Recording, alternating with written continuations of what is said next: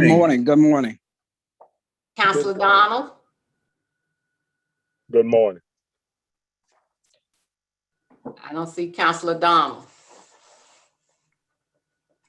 Give her a minute.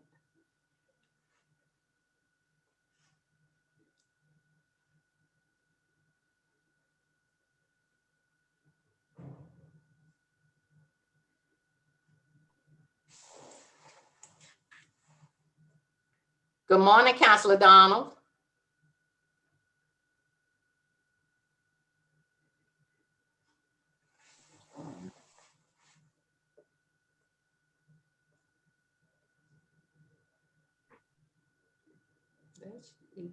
Unmute because you'll be talking on mute. You're not muted. Is he ready to unmute?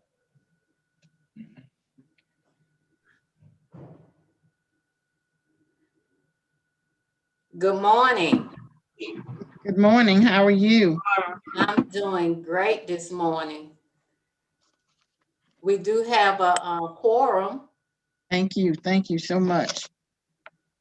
Are we ready to start? And we can call the meeting to order. Yes, ma'am. Thank you. Thank you. Good morning and welcome to the Bessemer City Council meeting 1700 3rd Avenue North here in the great city of Bessemer, Alabama. We've called this meeting to order Tuesday, April the 20th at 10:01 a.m. We'll turn it over to Pastor Joseph Owens III for invocation.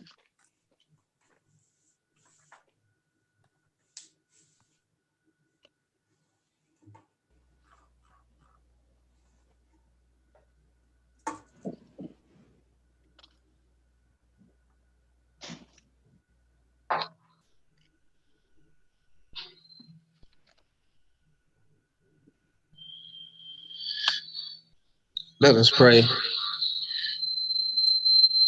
Father, in the name of Jesus, one who has summoned men, women, boys, and girls to pray since the beginning of time. We come right now acknowledging you as the source of our strength and as the strength of our life. We're coming right now asking you as we gather together that egos, personal agendas, and division will subside and that love, unity, and strength will abide. As we come together, we thank you for every member of this council. We thank you for the position that they hold. We're praying, God, for your blessings upon them. God, help us to realize, God, as we meet and plan and as we strategize, help us to realize and understand that it takes letters coming together to make a word, words coming together to make a sentence, sentences coming together to make a paragraph, paragraphs coming together to make a page, pages coming together to make a chapter, and chapters coming together to make a book. And God, if your will is to be done, it's going to take people coming together to make a change. Give them wisdom, knowledge, insight, ideas, the gift of creativity to not just build buildings, but to build people. God, so many lives are being lost across this world. And we're praying, God, that you will equip us with what we need so that people can live and not die. We're praying right now that despite what we do know, help us to realize there are so many things that we don't know. I don't know geology, which is the study of rocks, but I do know that you're the rock of ages. I don't know astrology, which is the study of stars, but I do know that you're the bright and morning star. Don't know much about biology, but I do know that you are the way, the truth, and the life. I don't know much about hematology, which is the study of blood, but I do know that your blood still works. And we're praying for your blood to cover our city, cover our mayor, cover our city council, the police, the parents, the people in the educational realm. God, spiritual leaders, God, cover us all right now so we can do what we need to do to bring about a change. We love you. We thank you. In Jesus' name we pray. Amen. Amen. Well, that was a prayer. Am I muted or unmuted? Unmuted. You, tell her she's on.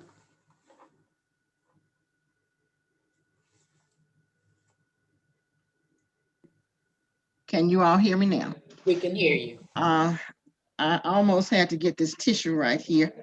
Thank you, Pastor Joseph. You're more than welcome to stay with us, but you all know he was at work, and he left work to come and pray for the city of Bessemer. Counselors and everyone that's on this line, everyone that hear us and agree with us, please go in that secret closet and let's come out with some prayers for not only the city of Bessemer, for our sister cities as well. The words say, pray ye one for another. And that I will do for you, and I pray that you'll do it for me. Roll call, Ms. Taylor. Counselor Alexander, Present. Counselor Collier, Present. Counselor Crusoe, Present. Counselor Marshall, Present.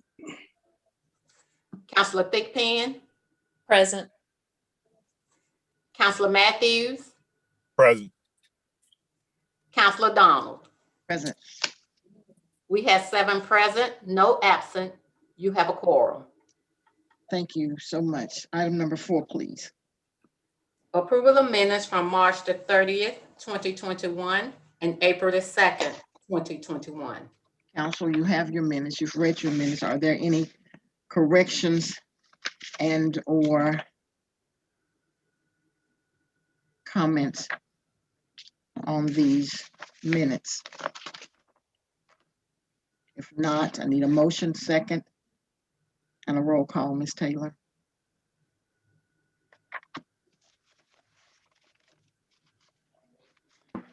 Madam Chair, Yes, ma'am.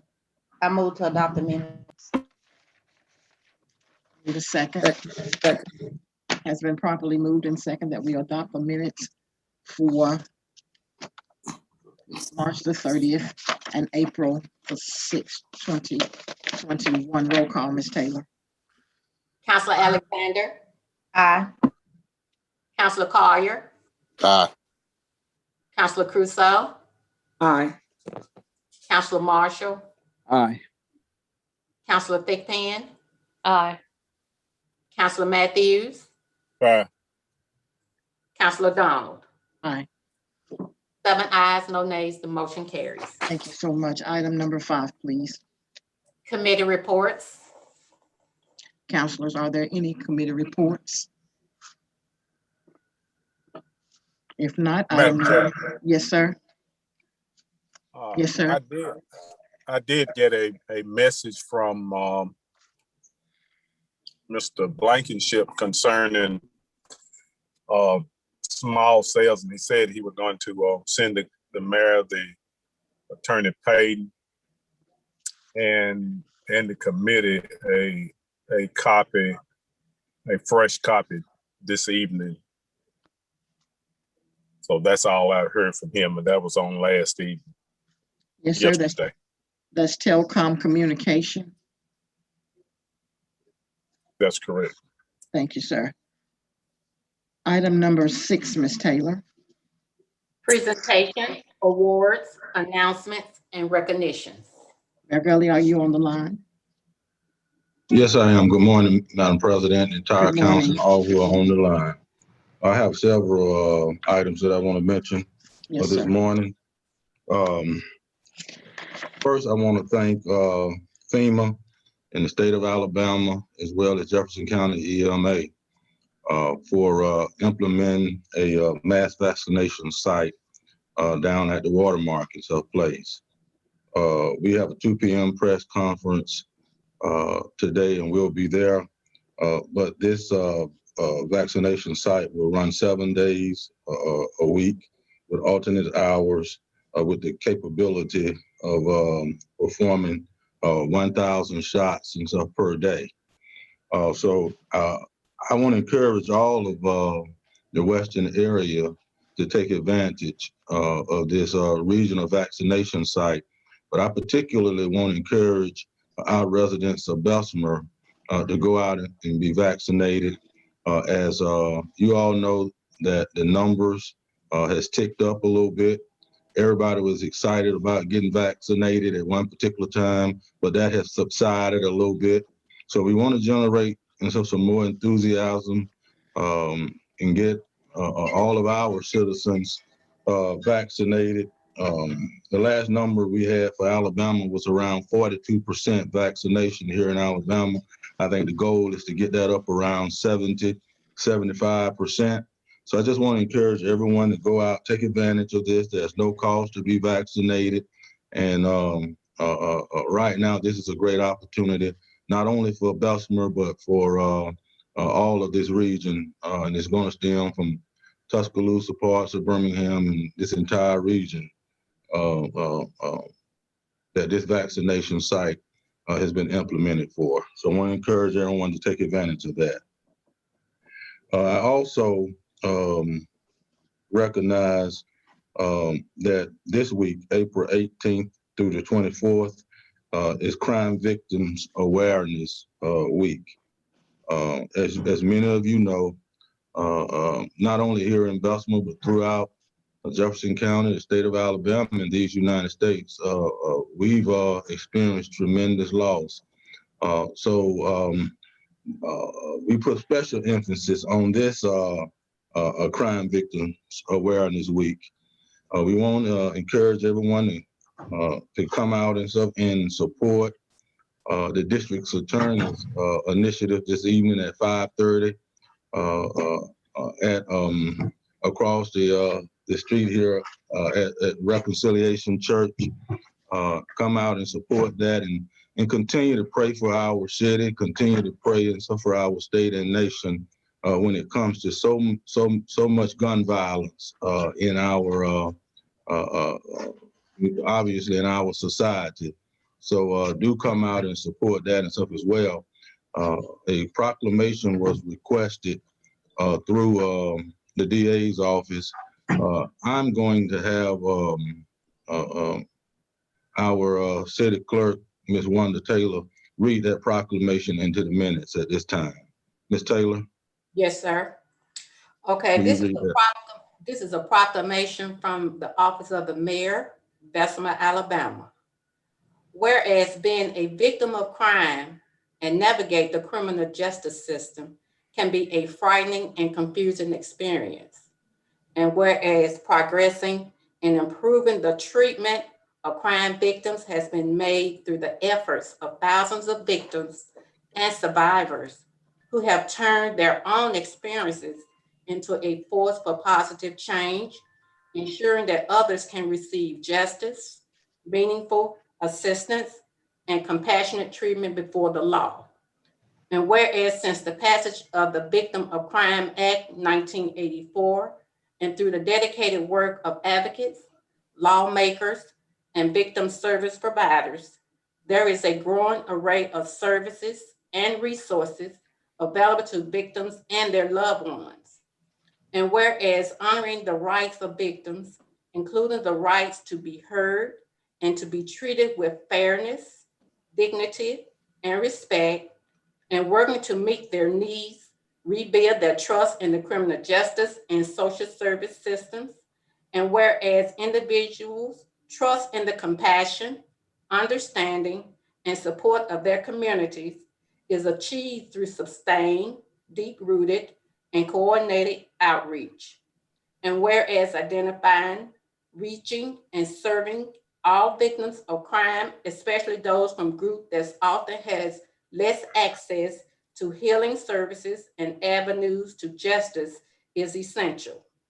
And whereas our community continue engagement with challenges faced by victims of crime will ensure that the progress made to date is not lost and that new ground is broken to gain greater justice and healing for all victims. Whereas National Crime Victims' Rights Week provides an opportunity to recommit to ensure that accessible, appropriate, and trauma-informed services are offered to all victims of crime. And whereas Bessemer, Alabama is hereby dedicated to supporting victims and survivors in the aftermath of crime, building trust among our clients, collaborating with other service providers, and engaging our community in response efforts. Now therefore be it resolved, I, Kenneth E. Gulle, Mayor of Bessemer, Alabama, do hereby proclaim the week of April 18th through the 24th, 2021 as Crime Victims' Right Week, reaffirming this city's commitment to supporting victim services and our criminal justice system.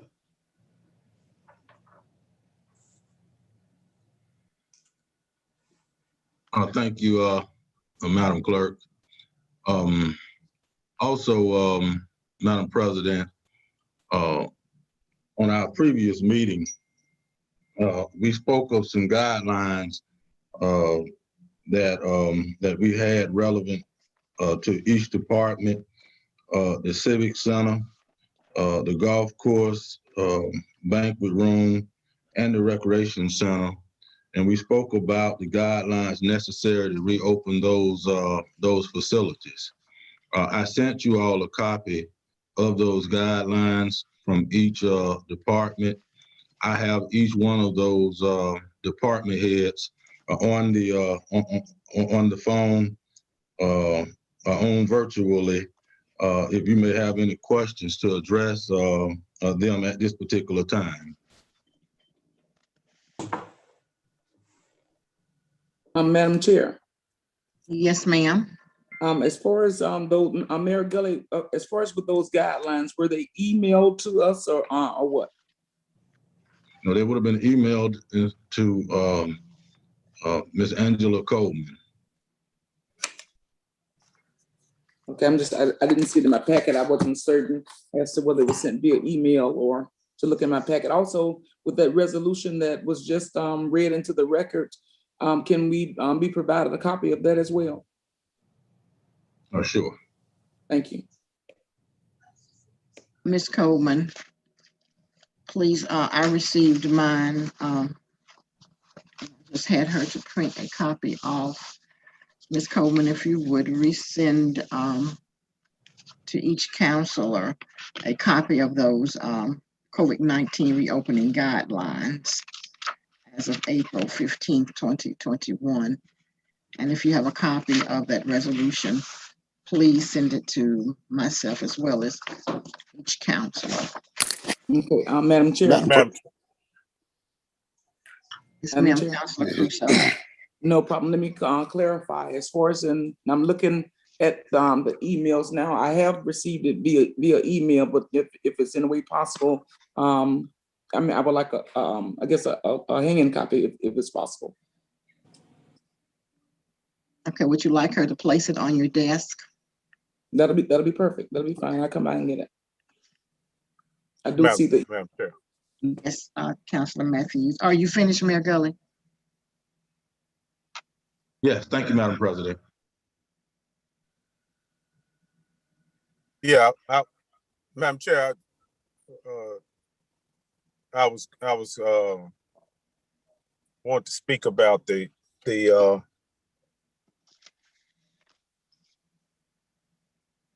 okay. I'm looking at the guidelines, and I guess from a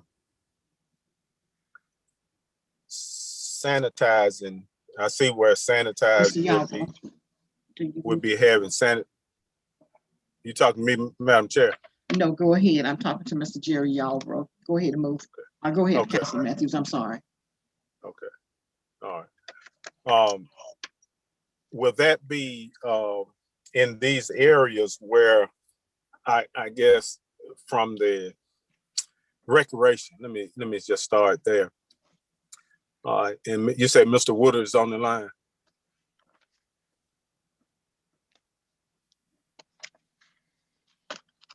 Is Mr. Woodard on the line? I see him on the line. He's just muted.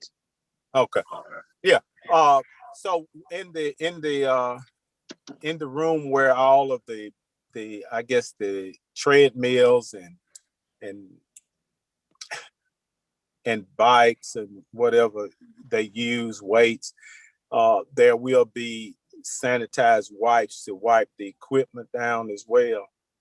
Is that part of the rec center is going to be open?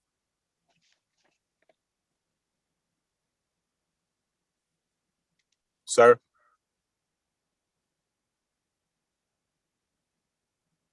You still muted.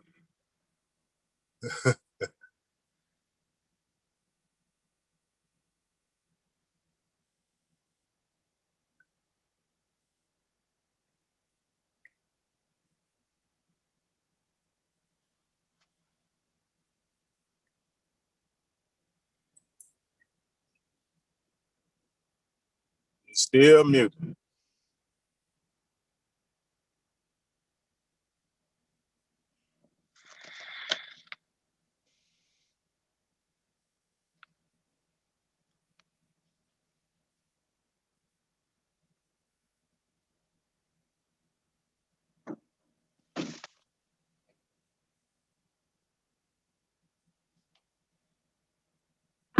Madam Chair, Yes, ma'am. while we waiting on him, I didn't see one. Did I overlook it for the Civic Center? Yeah, we have. Yes, ma'am. That Yeah, should be your the very first first one. one. Should be Let your me very see. first page. Okay. Okay, I see it. That's my Civic Center. Okay. Mm-hmm.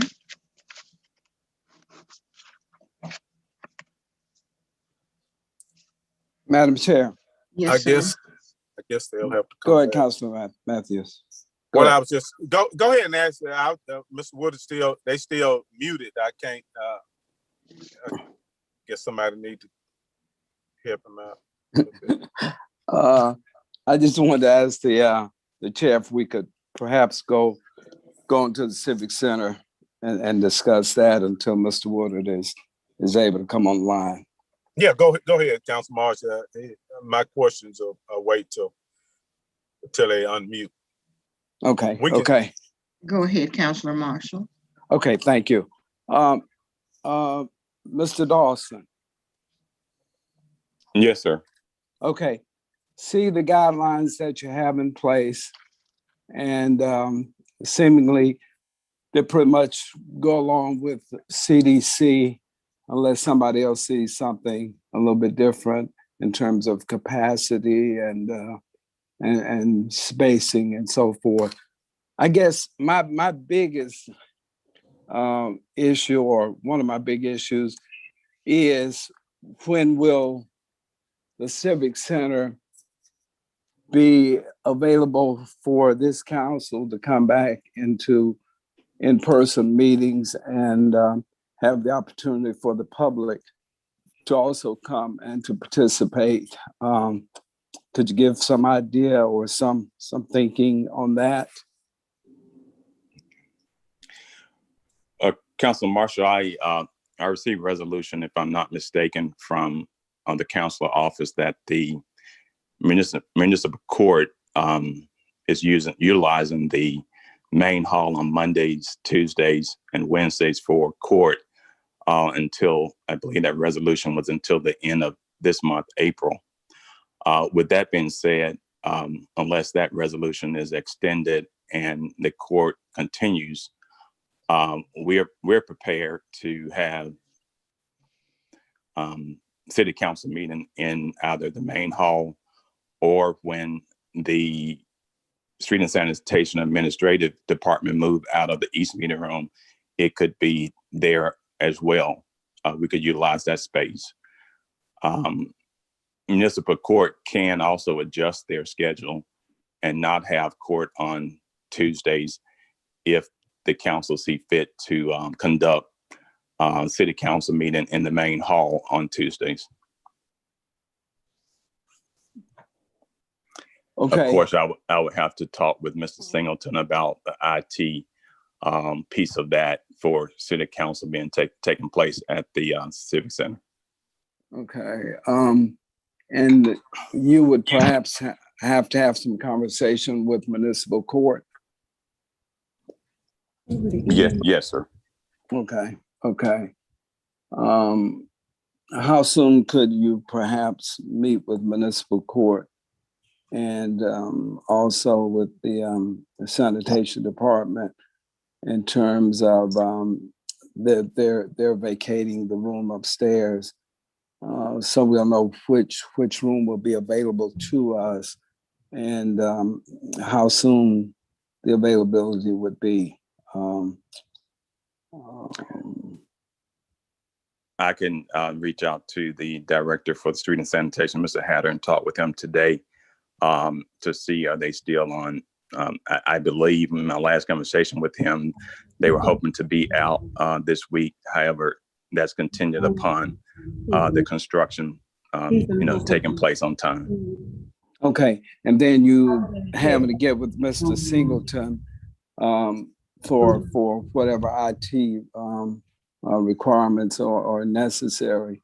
Mr. Mayor, is that something that we could have Mr. Dawson to check, and then based upon what he determines in conversation with those gentlemen, perhaps be able to give us a tentative date that we can go either into the main hall or in the room upstairs and have in-person meetings with all of the things taken care of in terms of IT and so forth.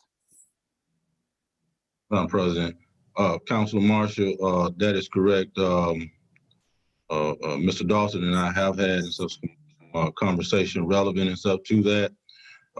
We can coordinate that whereby when you all are in a position to desire to want to utilize the Civic Center for in-person meetings, we'll make sure that we have that facility ready if you so choose. But I'll get with Mr. Dawson and I'll get with Mr. Singleton to make sure whatever is needed down there in order to expedite that along, we can handle that. Okay, and could maybe we have back from your office the dates that this would be possible, for either room. You give us back the dates, and I guess this is a legal question. There was talk about the governor, having some mandate. Attorney Payton, would we have to do some resolution to come out of the virtual mode to go back to the in-person mode? Well, I think you would just give your notice that where you were going to. There's nothing to keep you from meeting in person. So you would just notice the location of your meeting and post it in accordance with the Open Meetings Act notices that are required. And I think the governor's emergency order is going to expire on May the 5th. I think any meeting held after May the 5th will have to be held in open and could not be held virtually. I think that's May the 5th. Okay, thank you. Madam President, those are the only questions I have regarding Civic Center. Madam Chair. Thank you. Yes, ma'am, Councilor Crusoe. While we're still on the topic as far as with the Civic Center, as far as with the Open Meeting Act, are we not accomplishing that with the mic being there in the city hall in the event that a citizen wants to come before the council? You are only allowed to have virtual meetings due to the emergency order of the governor.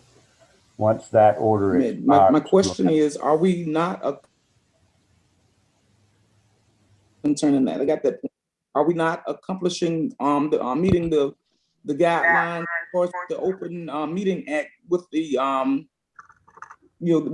mic being available in the city hall for in the event that citizens want or anyone wants to come before the council?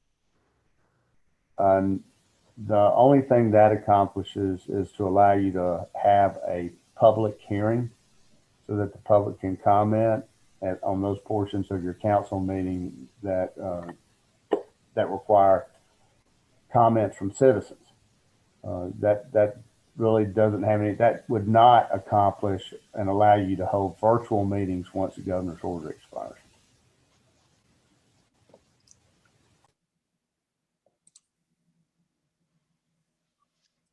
Madam Chair. Okay. Go ahead. Councilor Crusoe, are you finished?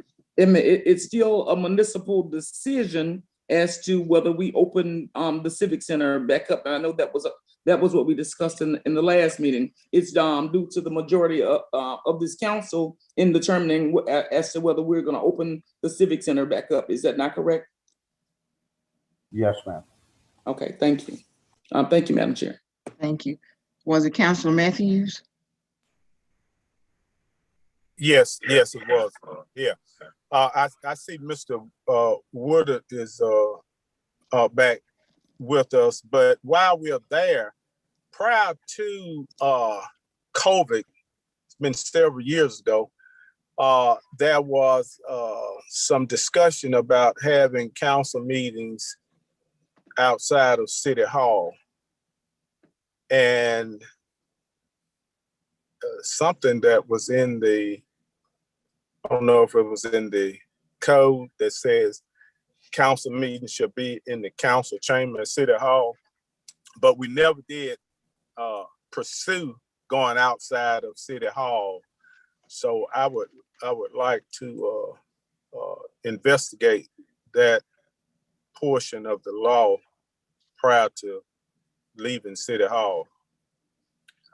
And this been some time ago, I must say, but that was an attempt to have council meetings out in the community. I can remember.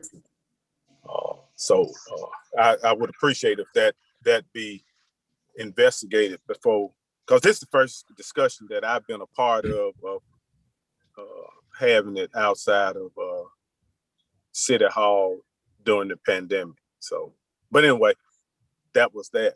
But now Mr. Woodard's on the line. So Council Matthews, before we move on to the rec, can I just make one more statement concerning Civic Center, if you don't mind? Yeah. Madam Chair, is it okay? Yes, ma'am. Okay, I know that one of the comments that Councilor Marshall made as far as in opening it up to make sure that, I guess, so the public can have an opportunity to come. Even when our city council meeting has been held at the City Hall, it's been, the same 4 or 5 citizens that has come out to city council meeting. We have had far more participation and involvement and with the citizens with the meetings being held virtual, whereby some of the seniors who are immobile or lack of transportation, or for whatever reason, not only just the seniors, but even young adults are far more involved with the well-being and the business of the city, because they've had access to be able to sit before their computers, even at work, on lunch breaks, at home, where they have to break it down into increments of segments as far as in watching or listening. We have far more participation via Zoom than we have with them coming down to the City Hall.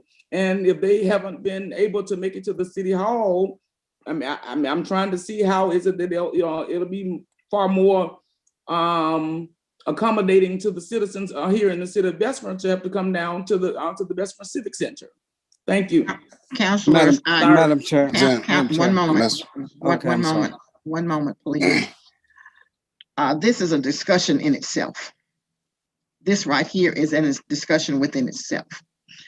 I was going to, before Councilor Marshall got into his questions, ask this body if we can have a special meeting on next Tuesday, not only to discuss the COVID-19 opening guidelines for the city of Bessemer, but to discuss an order of business I need to bring before this body. I would suggest, instead of this, we don't have enough time here today to discuss COVID-19 reopening guidelines. When I received them, I wrote on there then I would ask you all if we would have a meeting on the 27th to discuss these COVID guidelines. Monday and or Tuesday is fine to discuss these COVID guidelines because it appears we're going to be here all day speaking on one department. We haven't even gotten to street and sanitation, and that's going to take a while. If it's okay with this body, I'll schedule a meeting for Monday, the 26th, to discuss the COVID guidelines and reopenings of the municipal buildings here in the city of Bessemer. Is that okay with this body? Yes, ma'am. I Madam President, thought you said Tuesday. Which is better for you all, Monday and or Tuesday? Tuesday. Tuesday the 27th. Depends on the time. Well, as we always do for these meetings, I would say 10 o'clock. It shouldn't take us very long, but we just don't have the time this morning to discuss the reopenings of the municipal buildings. Madam President, may I say something before we move on? Councilor Collier, yes, sir, go ahead. It was just show the citizens in the city of Bessemer a good sign of faith that the council is all in too if we go back to in-person meetings. That's my opinion. Yes, sir, we understand, but we want to discuss it so we can do what's in the best interest for all of the citizens here in the city of Bessemer. Attorney Payton, are you on the line? Attorney Payton.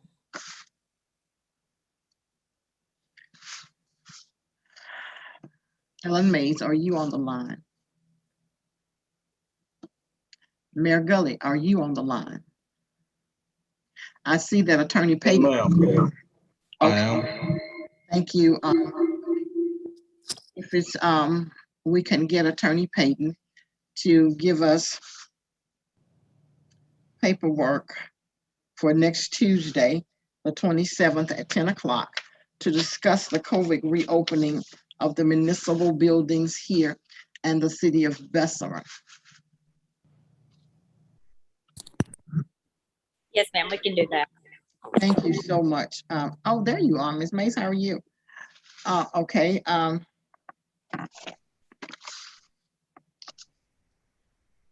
Item number 7, Ms. Taylor. Presentation, I'm sorry, item 7, resolution authorizing payment to EEFS for January 2021 invoices.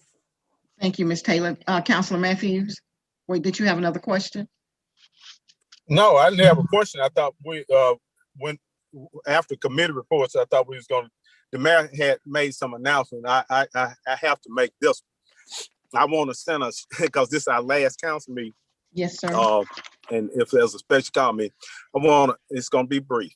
I'm going to send a special shout out to my son, Jesse Matthews Jr. He will be receiving his second master's in engineering on next Friday on the hill of Alabama A&M. I know some Bulldogs out there because they showed up this past Saturday at Legion Field. So I do want to send that out to him and thank the Lord most of all for keeping him safe and keeping his mind stayed on him and on his studies. So he will receive that master's number 2 on next week, and it's in engineering systems and material engineering. So we thank the Lord for him. Thank you, Madam Chair. Tell Professor Matthews that we said congratulations because he's going to go on and get that hood. So Professor Matthews, we said congratulations. I'll let his mom know that's where you get it from, okay? On item number 7, resolution to authorize the payment of EEFS for January 2021. Councilors, any comments and or concern? If not, I need a motion, second, and a roll call, Ms. Taylor.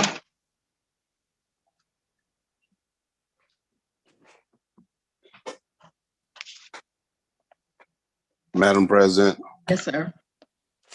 move the payment to pay EFF payment. Need a second, please. Second. It's been properly moved and second that we will pay EEFS for the month of January 2021. Roll call, Ms. Taylor. Counselor Alexander, Aye.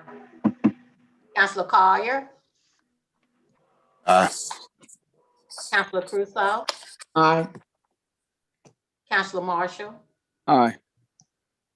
Counselor Thickpen, Aye. Counselor Matthews, Done. Counselor Donna. Aye. 7 ayes, no nays, the motion carries. Thank you. Item number 8, please. Resolution giving approval of extension of time and additional investment for industrial project in favor of Block Holdings LLC and affiliates. Attorney Payton, Yes, ma'am. can you explain this to us, please? Yes, ma'am. Blocks Holdings was given tax abatement several years ago, and they are requesting an extension of that tax abatement. And on their behalf, they have Mr. Tom Brinkley, an attorney for Blocks, and Mr. Brian Giattino to make the presentation. Good morning, Mr. Brinkley and Mr. Giattini. Good morning. Morning. Who's going to speak for Blocks? Well, I think, Brian, you do that, and I'll kind of come back at the end and explain kind of what we're asking the council to consider. But thank you, Madam President. Mr. Giattini. Thank you to everybody. I appreciate y'all's time today. I think that a lot of y'all have had an opportunity to visit Blocks. A few of y'all I hope to do soon. Please mute your devices. Excuse me, Mr. Giattini. If you're not speaking, please mute your devices.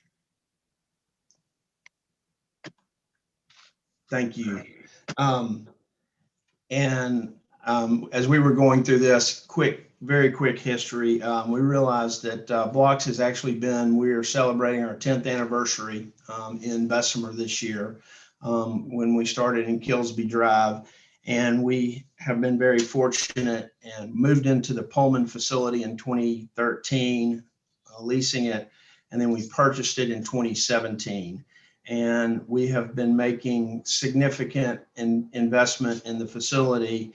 And for those of you who have seen it, it's 1 million square feet of the former Pullman rail car. And so last year, a part of this extension came about really basically because of COVID. Obviously, for 11 months out of the year, we were not able to have subcontractors or anybody on the site other than our own workers. So we lost a significant period of time. And at the same time, this is a very positive addition, which is y'all will see hopefully on the attachment that was there. We did a very simple graph, but Blocks is about to approach, or we have approaching our 500th employee. And so in 2017, I think we were at about 220. So in 4 years, we've almost doubled our employment. The company has made significant investment in employee and our systems, and we have thankfully grown and becoming a pretty viable business in Bessemer after 10 years. We also, a part of these capital expenditures are about specifically increasing production, which believe is going to allow us to continue to grow our employees. And I would say that, I think one of the most important things is, that Pullman, when we came out there in 2013 to look at it, it was 1 million square feet of vacant facility. And now you come out and it is a vibrant, active facility. And we are working, every day for our employees to make sure that we support Bessemer businesses, and in the same breath, we are trying to actively recruit and retain Bessemer employees. So a part of this was an addition due to COVID, and a little bit was addition to our growth and adding additional capacity so we can hire more employees. And Madam President, I can go on, but I'll be brief, and then I'll let Mr. Brinkley kind of talk about that. Thank you, sir. Mr. Brinkley. Thank you, Madam President. So just a couple of other highlights of this request.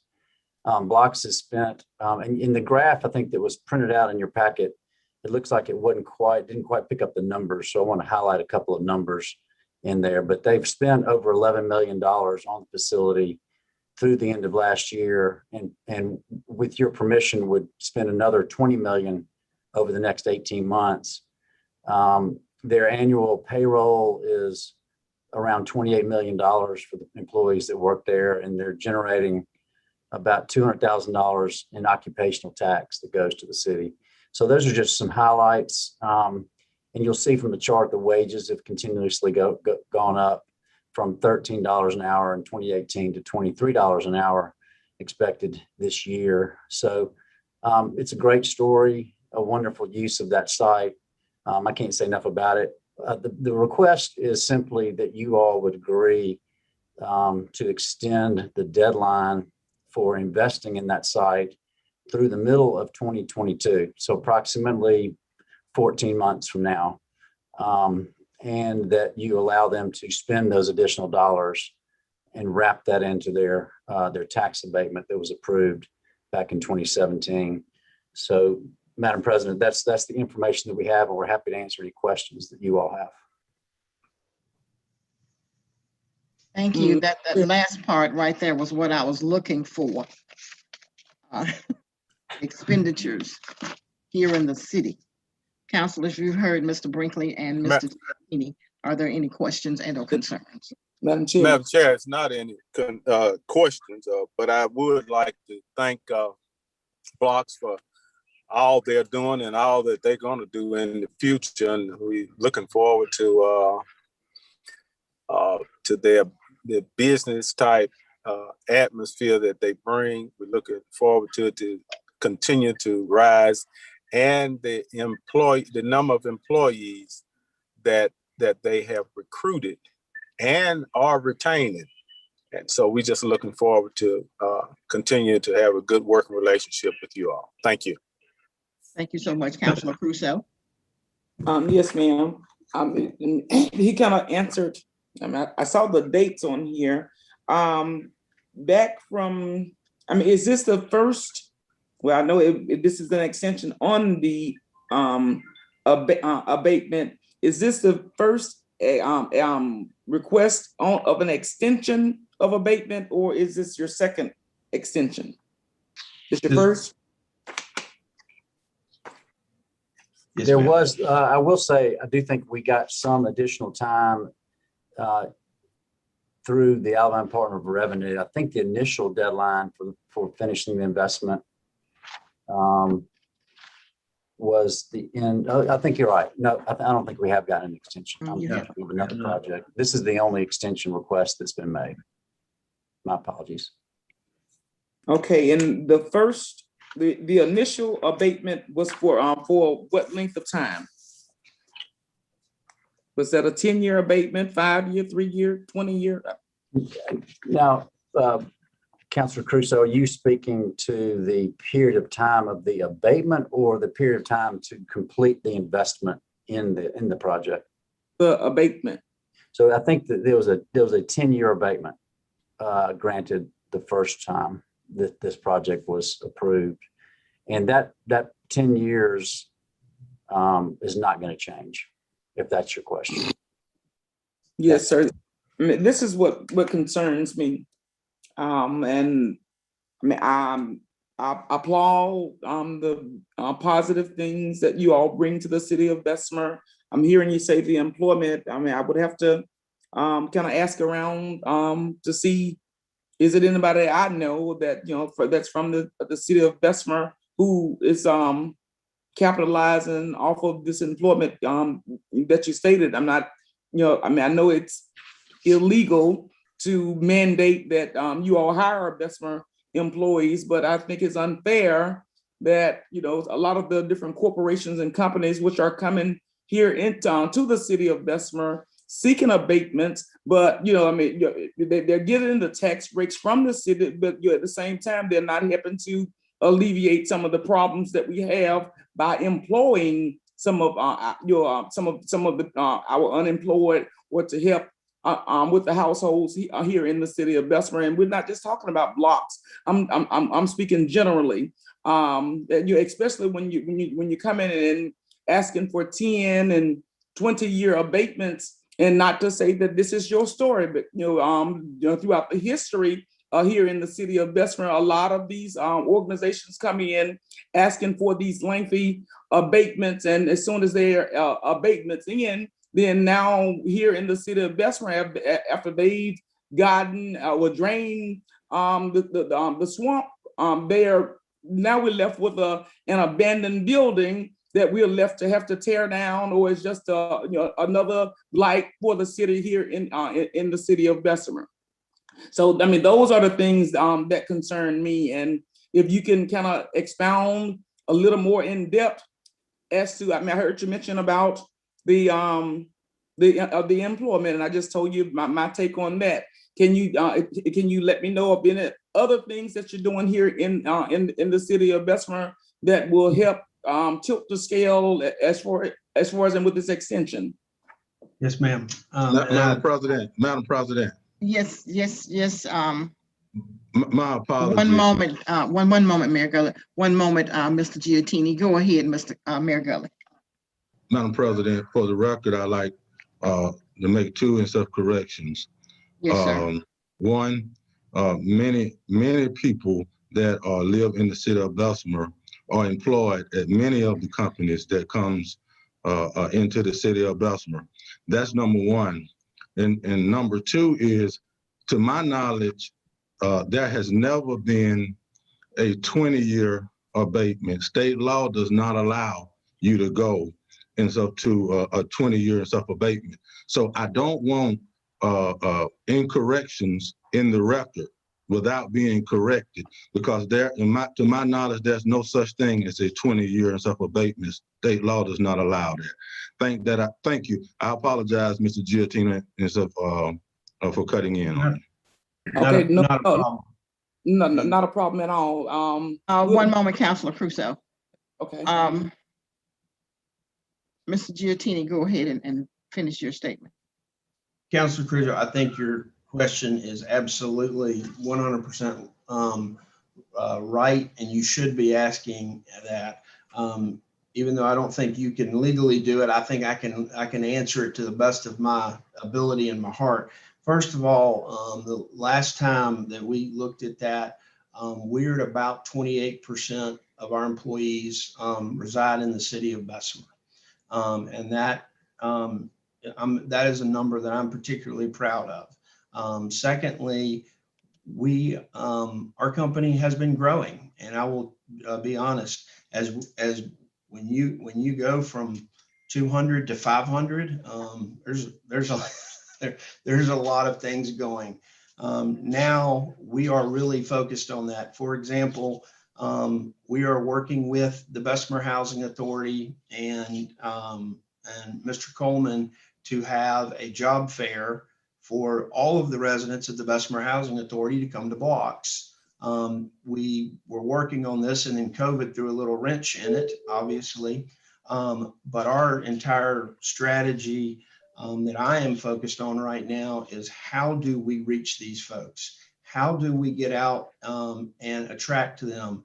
Because no matter what Blocks does, no matter how successful we are, we, as my brother and I are founders and owners, we were raised by people. My mom and dad always said, if you don't leave a place better than when you found it, then you failed. And so we are actively investing time and resources into the entire community.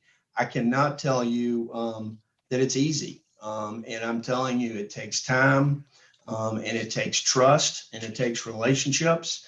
And that is what we are trying to build. But personally, I am excited about, for example, this is a very small scale, but we've recently had an employee who came who was living in Center Point, and we brought him to Bessemer, and he has purchased a house. And last Friday we had, a housewarming, and all of his coworkers, 30 coworkers, in the morning, went to his house and completely furnished it with everything that you can imagine. And honestly, of everything that's happened recently, that's one of my proudest moments. And so we're trying to bring people here, and people want to be here. This is not like we have to twist their arms. What we have to do is create an environment where we can bring them here. And so I can only tell you that is what we are passionate about, and that is what we believe in. And I am fortunate that Blocks and Jatina Acock, our two companies, have allowed me to turn my energy to focus on not just my job at the company, but also trying to help Bessemer grow. And if the handful of y'all have met me, I got a little passion and a little craziness in me, and I love it. I absolutely love it. I am falling in love with Bessemer. So that's I hope that every day we are helping to become a more important part of Bessemer. Thank you. Madam Chair. One moment, please. Thank you, Mr. Brinkley.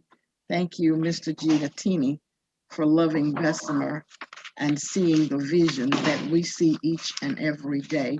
Councilor Marshall. Thank you, Madam Chair. Mr. Giatini, thank you, and thank your organization, Blocks. I mean, there's no question about the real positive environment and climate that you create. You really have come into this community and really thrown yourself into the community. And from what I've seen, have a real commitment to help Bessemer make some improvements in housing and just create a different atmosphere, create the jobs and have people living in homes. So I just congratulate you and thank you for all that you and Blocks are doing. Thank you, Madam Chair. Thank you so much, Councilor Alexander. Yes, And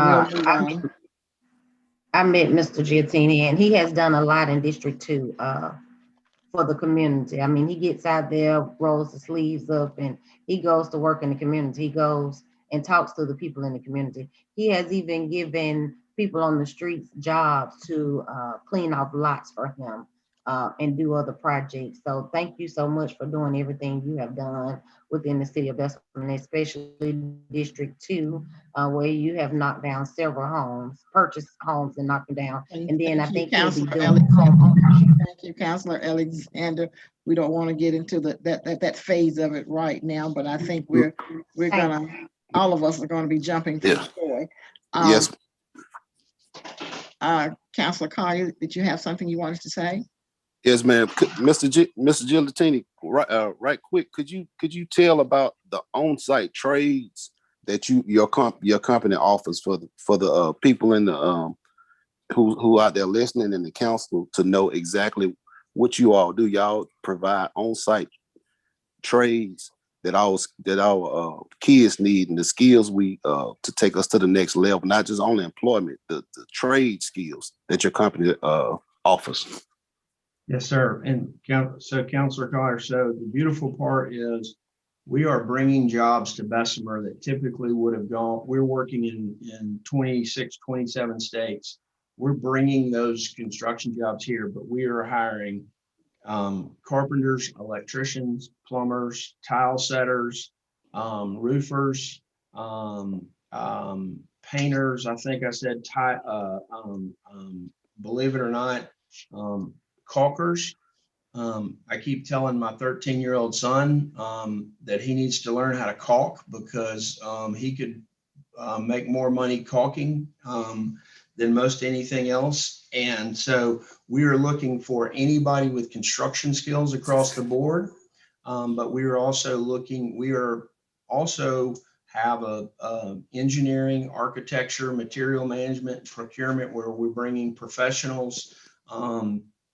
We currently have employees that we've recruited from Tesla.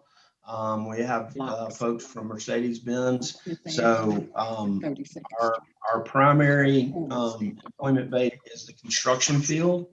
And we hope as we do this job fair with the Housing Authority in the coming months, that we continue to do that with the entire community. And I'd love to work with each one of y'all in your district to determine how we could do that, in an effective way. Maybe if we can get past COVID, it'll be much easier. Yes, sir. Thank you. I just wanted everyone to know exactly what Brock's brings to the community. Thank you, sir. Yes, sir. Thank Madam you. Chair. Madam Chair. Yes, sir. I was trying to unmute myself. Yes, sir, Okay, Councilor. I'm sorry. If it is appropriate, I would like to move the resolution. It has been properly moved and second that we will move to extend Block's holdings until June 30th, 2020. Is that correct, Attorney Payne? 2022. I'm sorry, 2022. Roll call, Ms. Taylor.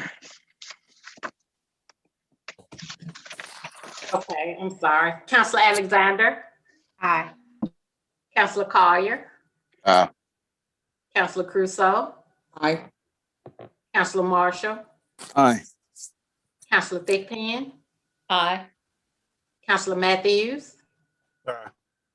Councilor Donald? Aye. 7 ayes, no nays, the motion carries. Thank you so much. Item number 9, please. A Thank you. One moment, Ms. Taylor, I'm sorry. Thank you, Mr. Brinkley and Mr. Giattini. We look forward to the other great things that you have for the city of Bessemer. I'm just sitting on the edge of my seat right now. I just wish we could just open up Pandora's box and just let everything out. But we're looking forward to the great things that you have for the city of Bessemer. Thank you so much. Thank you for your Thank you support. all very much. Thank you, Mr. Mayor, as well. Thank you all. Bye-bye. Appreciate it. Y'all have a good day. You do the same. This would be, is that for Mr. Ron Gilbert for item number 9? Mr. Gilbert. Yes, ma'am. Sorcor is on the line. They can explain the contract amendment to the sidewalk project. But basically, this is a result of the rework the contractor had to do towards the end of the project. But I'll let Sorcor explain the contract amendment. Before we Madam start. President, Yes. Madam President. Yes, sir. Can you read, have item number 9 read and stuff into the minutes and stuff so the citizens will know? Yes, sir, we can. Ms. Taylor, do you have that resolution in front of you? Let me get the resolution. I wasn't speaking of the resolution at that particular time. We didn't read the item number. We just went right into. No, sir, the item number was read before I did, Mr. Giattini, but we can have Ms. Taylor to read it again. Ms. Taylor, please read item number 9 again, please. Okay, this is a resolution authorizing the mayor to execute the first amendment to agreement between Sorcor LLC and the city of Bessemer for construction engineering and inspection services for CMAQ-NR 13-954 sidewalk improvements located on various routes throughout the city of Bessemer. Thank you. Sarkor. Mr. Havercroft. Yes, how are ma'am. you? Good, ma'am. How are you today? I am I wonderful. I appreciate everyone's time.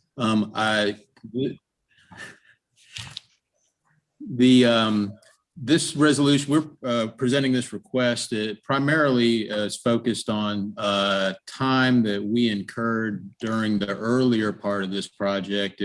In February and March, there was a lot of wet weather and kept us off the job. Even though the contractor isn't able to work, we still have to site inspection, check our signs, traffic signs and things like that. So it still requires time on our part, even though the contractor had a rain day. So during March and February, we had unseasonably wet. And then we also lost almost 2 weeks of time during the pandemic, when the pandemic first kind of reared its head in late March and early April. There was some coordination issues with getting people at work during the initial stages of that. There was some additional work to the project, not the rework that we've discussed, but just some handrails had to be installed to comply with the Americans with Disabilities Act that weren't originally in the plans. And we had to remove a retaining wall structure. And so these extensions were approved by ALDOT, and so they added days to our project on our inspection side. Now, when you so said, that's the basis. Thank you. When you said to remove a Yes, retaining wall, where did we move that wall? It was on Owen Avenue. There was it was just basically a concrete slab that they had been using sort of as a driveway. And that was where the sidewalk was to be installed. So it required removing quite a bit of material out of there. And the handrails? Yes, ma'am. Owen Avenue as well. Where on Owens Avenue? Oh, I would say between Gladys Street and Center Street. I can pull the plans up and give you the exact. It's near Jonesboro Schools, the road leading to Jonesboro. Road leading to Jonesboro. I'll look at that today when I pick up the children, because I didn't notice it. Thank you, Counselor. You've heard Mr. Havercroft. Are there any concerns and or questions? We're moving from 124 to 144, is that correct? Yes, ma'am. It's just under $20,000. Okay. Counselors, any questions and or concerns? Madam Chair? Yes, sir. If not, I move the resolution. Madam Chair? Yes, ma'am.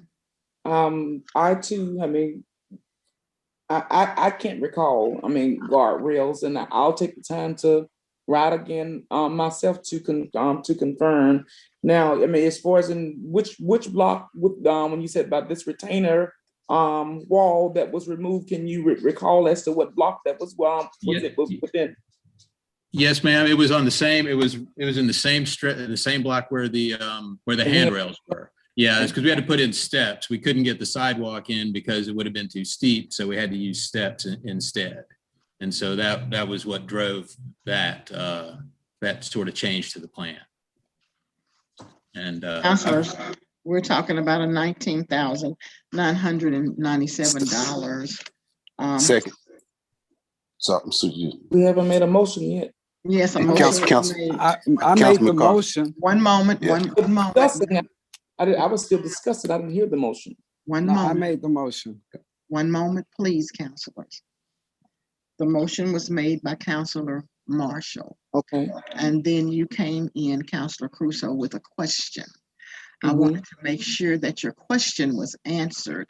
Thank you. I was going to go back and ask for a second, but thank you, Councilor Collier. Are you finished, Councilor Crusoe? Yes, ma'am. Thank you all. Thank you. Thank you. For clarity and for the record, Councilor Marshall, can you make that motion again, and can you second again, Councilor Collier? I move the resolution. Second. It has been properly moved and second that we will pay the $19,997 for the changes, the differences in the rework for ADA and the retaining wall and the guardrails there on Owen Avenue. Roll call, Ms. Taylor. Counselor Alexander, Aye. Counselor Collier, Aye. Counselor Crusoe, Aye. Counselor Marshall, Aye. Counselor Thigpen, Aye. Counselor Matthews,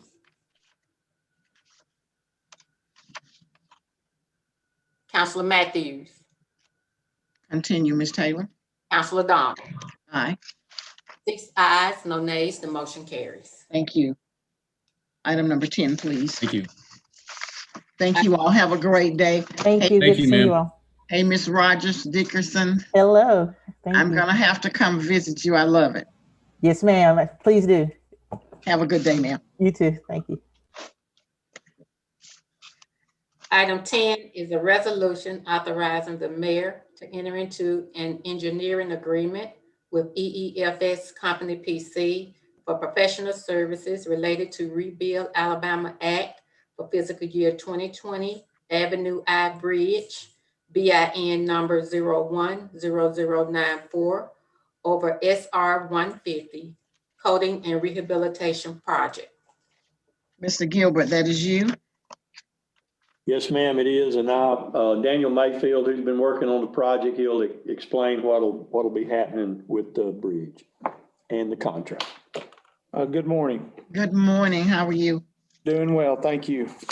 As you recall, several months ago, we presented to the council where the city of Bessemer got awarded a $250,000 grant through Alabama Department of Transportation for the Rebuild Alabama Act fiscal year 2020.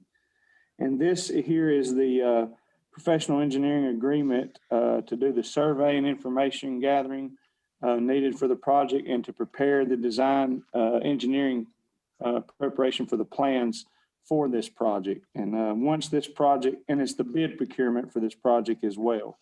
And once this project bids, we will bring those bids back to the council for consideration and approval. And if the project does get awarded to construction, Alabama Department of Transportation will issue the $250,000 grant money to the city at that time.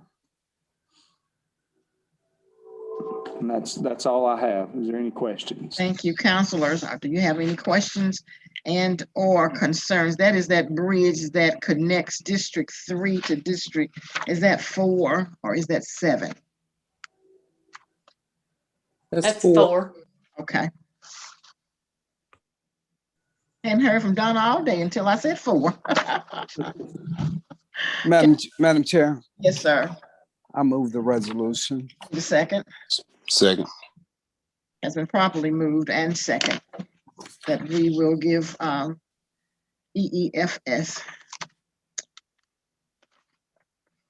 over to EEFS Engineering Service and related to Rebuild Alabama Act 2020, the Avenue I Bridge. Need a roll call, Ms. Taylor. Counselor Alexander, Aye. Counselor Collier, Aye. Counselor Crusoe, Aye. Counselor Marshall, Aye. Counselor Thigpen, Aye. Counselor Donald. Aye. 6 ayes, no nays, the motion carries. Thank you. Mr. Singleton, are you on the line? I see you, but I see that you're muted. Madam President. Good morning. How are you? Counselor Matthews just stated that he has been booted out and he cannot get back in. Yes, ma'am. Okay, will you give him a call or does he need to call you? I call him. Okay, thank you so much, Mr. Singleton. Item number 11, Ms. Taylor. A resolution to submit fiscal year 2021 action plan to the Department of Housing and Urban Development as part of Community Development Grant. Counselors, you have this information. You've gone over this information. This is a yearly submission that we make to HUD.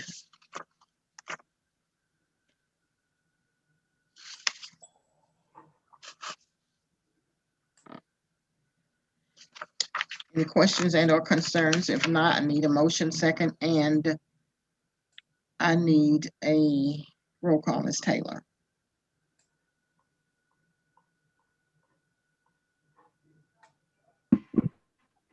Madam Chair, Yes, ma'am. I move the motion for the action plan. I need a second, please.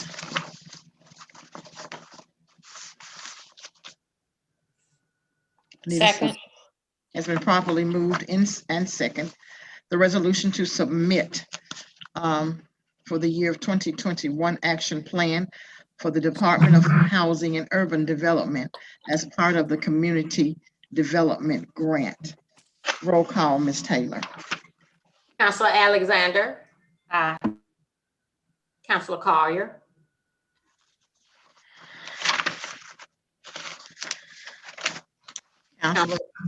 Counselor Collier. Counselor Crusoe. Aye. Counselor Marshall. Aye. Counselor Thigpen. Aye. Counselor Donald. Counselor Donald. Yes, ma'am. Aye. 5 ayes, no nays, the motion carries. Thank you. Item number 12, please. A resolution authorizing the preparation and letting of bid proposals for Powder Plant Lane paving project. Counselors, this is that it came to us on last week. I think it was $75,000 that they were asking. And that came out of the TIF funds. If we have no more questions and or concerns, I need a motion and a second, please.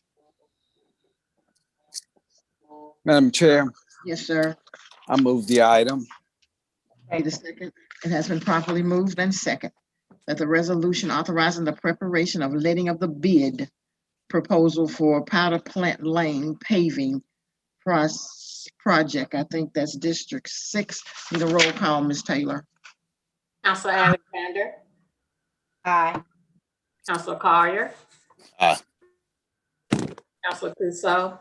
Aye. Counselor Marshall. Aye. Counselor Thigpen. Aye. Counselor Donald. Aye. 6 ayes, no nays, the motion carries. Thank you. Item number 12, please. We just did item 12.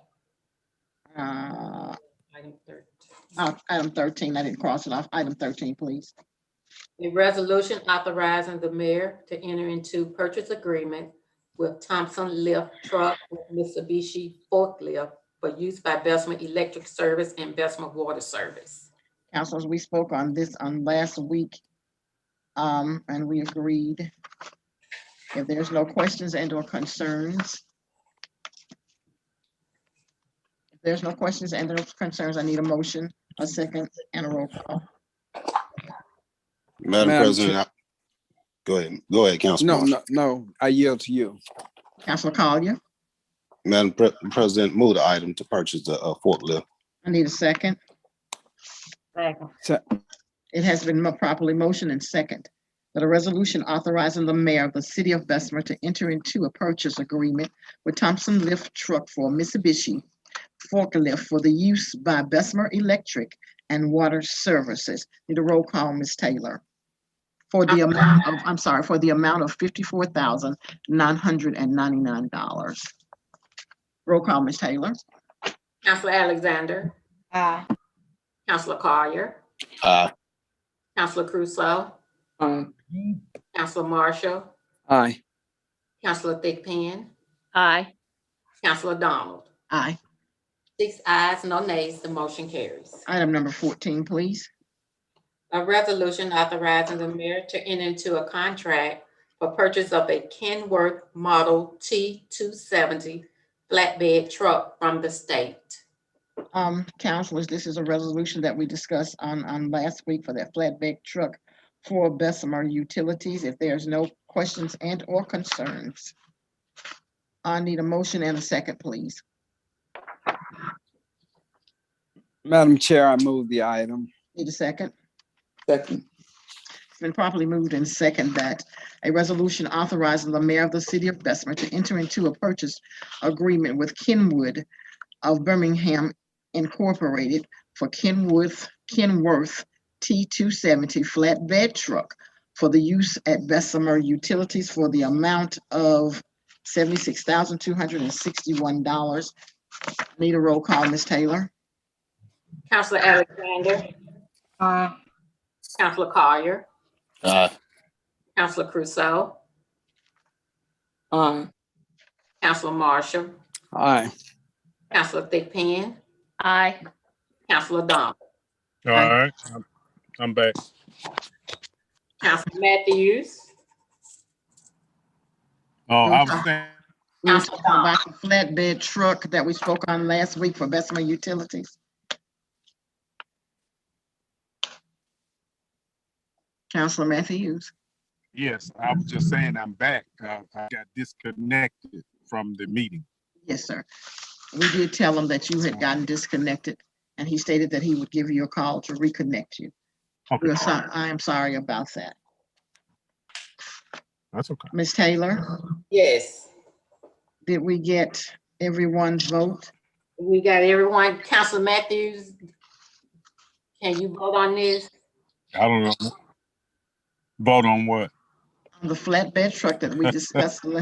I do apologize. The flatbed truck that we discussed. Oh, last- yeah. last- Yeah, I okay. didn't hear that. Okay, yes, sir. Aye. Aye. Councilor Donna. Aye. 7 ayes, no nays, the motion carries. Thank you. Item number 15, please. A resolution on the property located at 2317 Dartmouth Avenue. Councilors, this is the property that a bid was, not a bid. That Visionary Ministries wishes to purchase.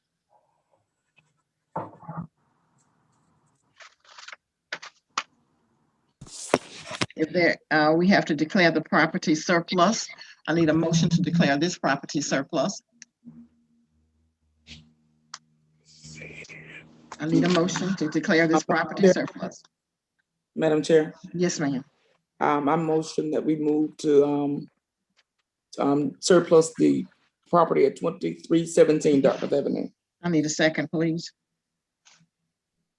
I need a second, please. Second. It's been properly moved and second. An ordinance declaring certain properties of the city of Bessemer surplus properties and authorizing the mayor of the city of Bessemer to execute document conveying the city's interest to Visionary Ministries Incorporated. I need for the amount of 10,000. I'm sorry. We don't need that right now. I need a vote, Ms. Taylor. Roll call. Councilor Alexander. Aye. Councilor Collier. Aye. Oh, excuse me. Councilor Crusoe. Aye. Councilor Marshall. Nay. I did not hear Councilor Collier. Yeah, yes, ma'am. I got off the meeting last time. I had to go, and I was trying to unmute my mic to pull up the information again. Could someone go into detail? I don't really have it in front of me. I'm looking in my old pack. I know I got off the meeting on last week before it was discussed. There should be an ordinance in your packet. Visionary Ministries has made an offer to the city of Bessemer for the amount of $10,000 for the properties at 2317 Dartmouth Avenue. That's a property that has been vacant, I know, for 7 years.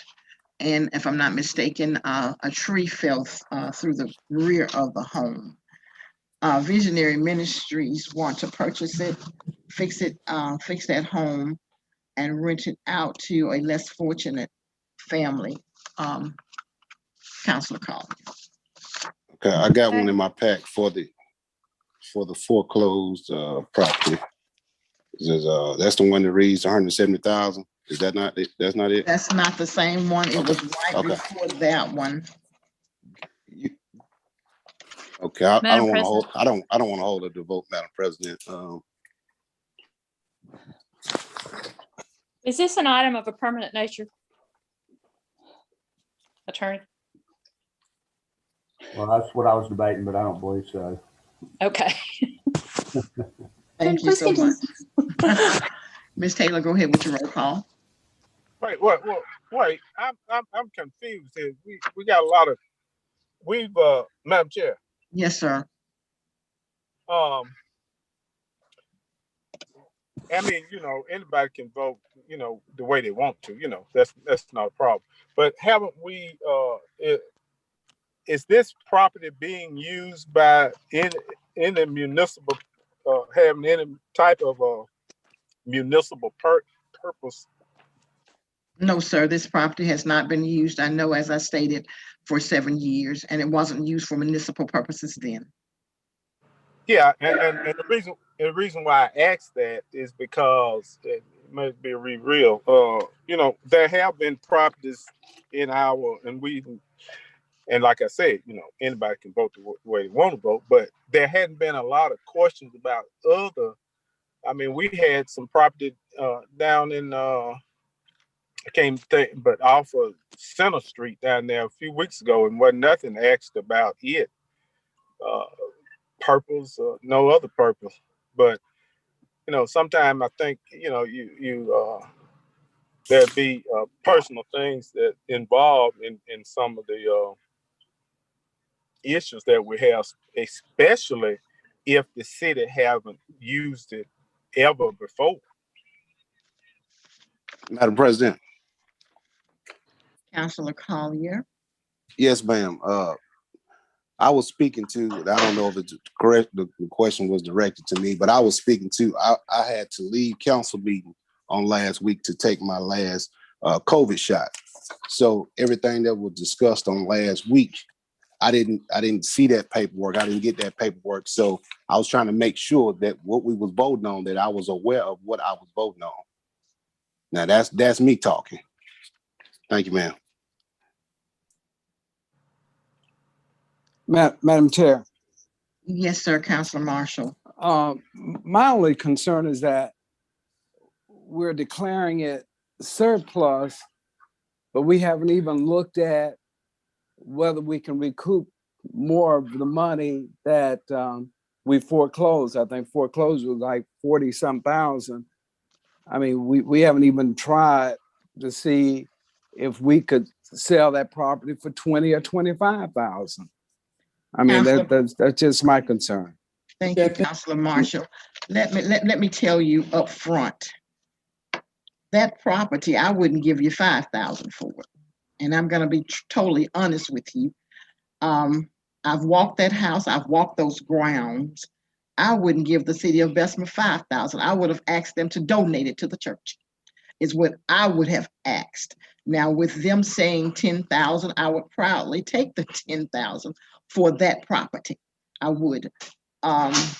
Madam President, you just expressed your thought as I expressed mine. Yes, so sir, we did. Nothing wrong with that. Nothing wrong with that. Ms. Taylor, let's go on with Exactly, Madam Chair. Just so then we have a motion on the floor. I mean, we're voting on and a second. Let's go ahead with that vote, please, Ms. Taylor. Alexander. Aye. Councilor Collier.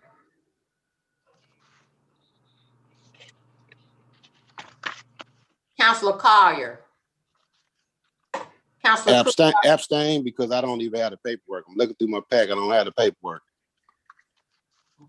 Councilor Crusoe. Aye. Councilor Marshall. Nay.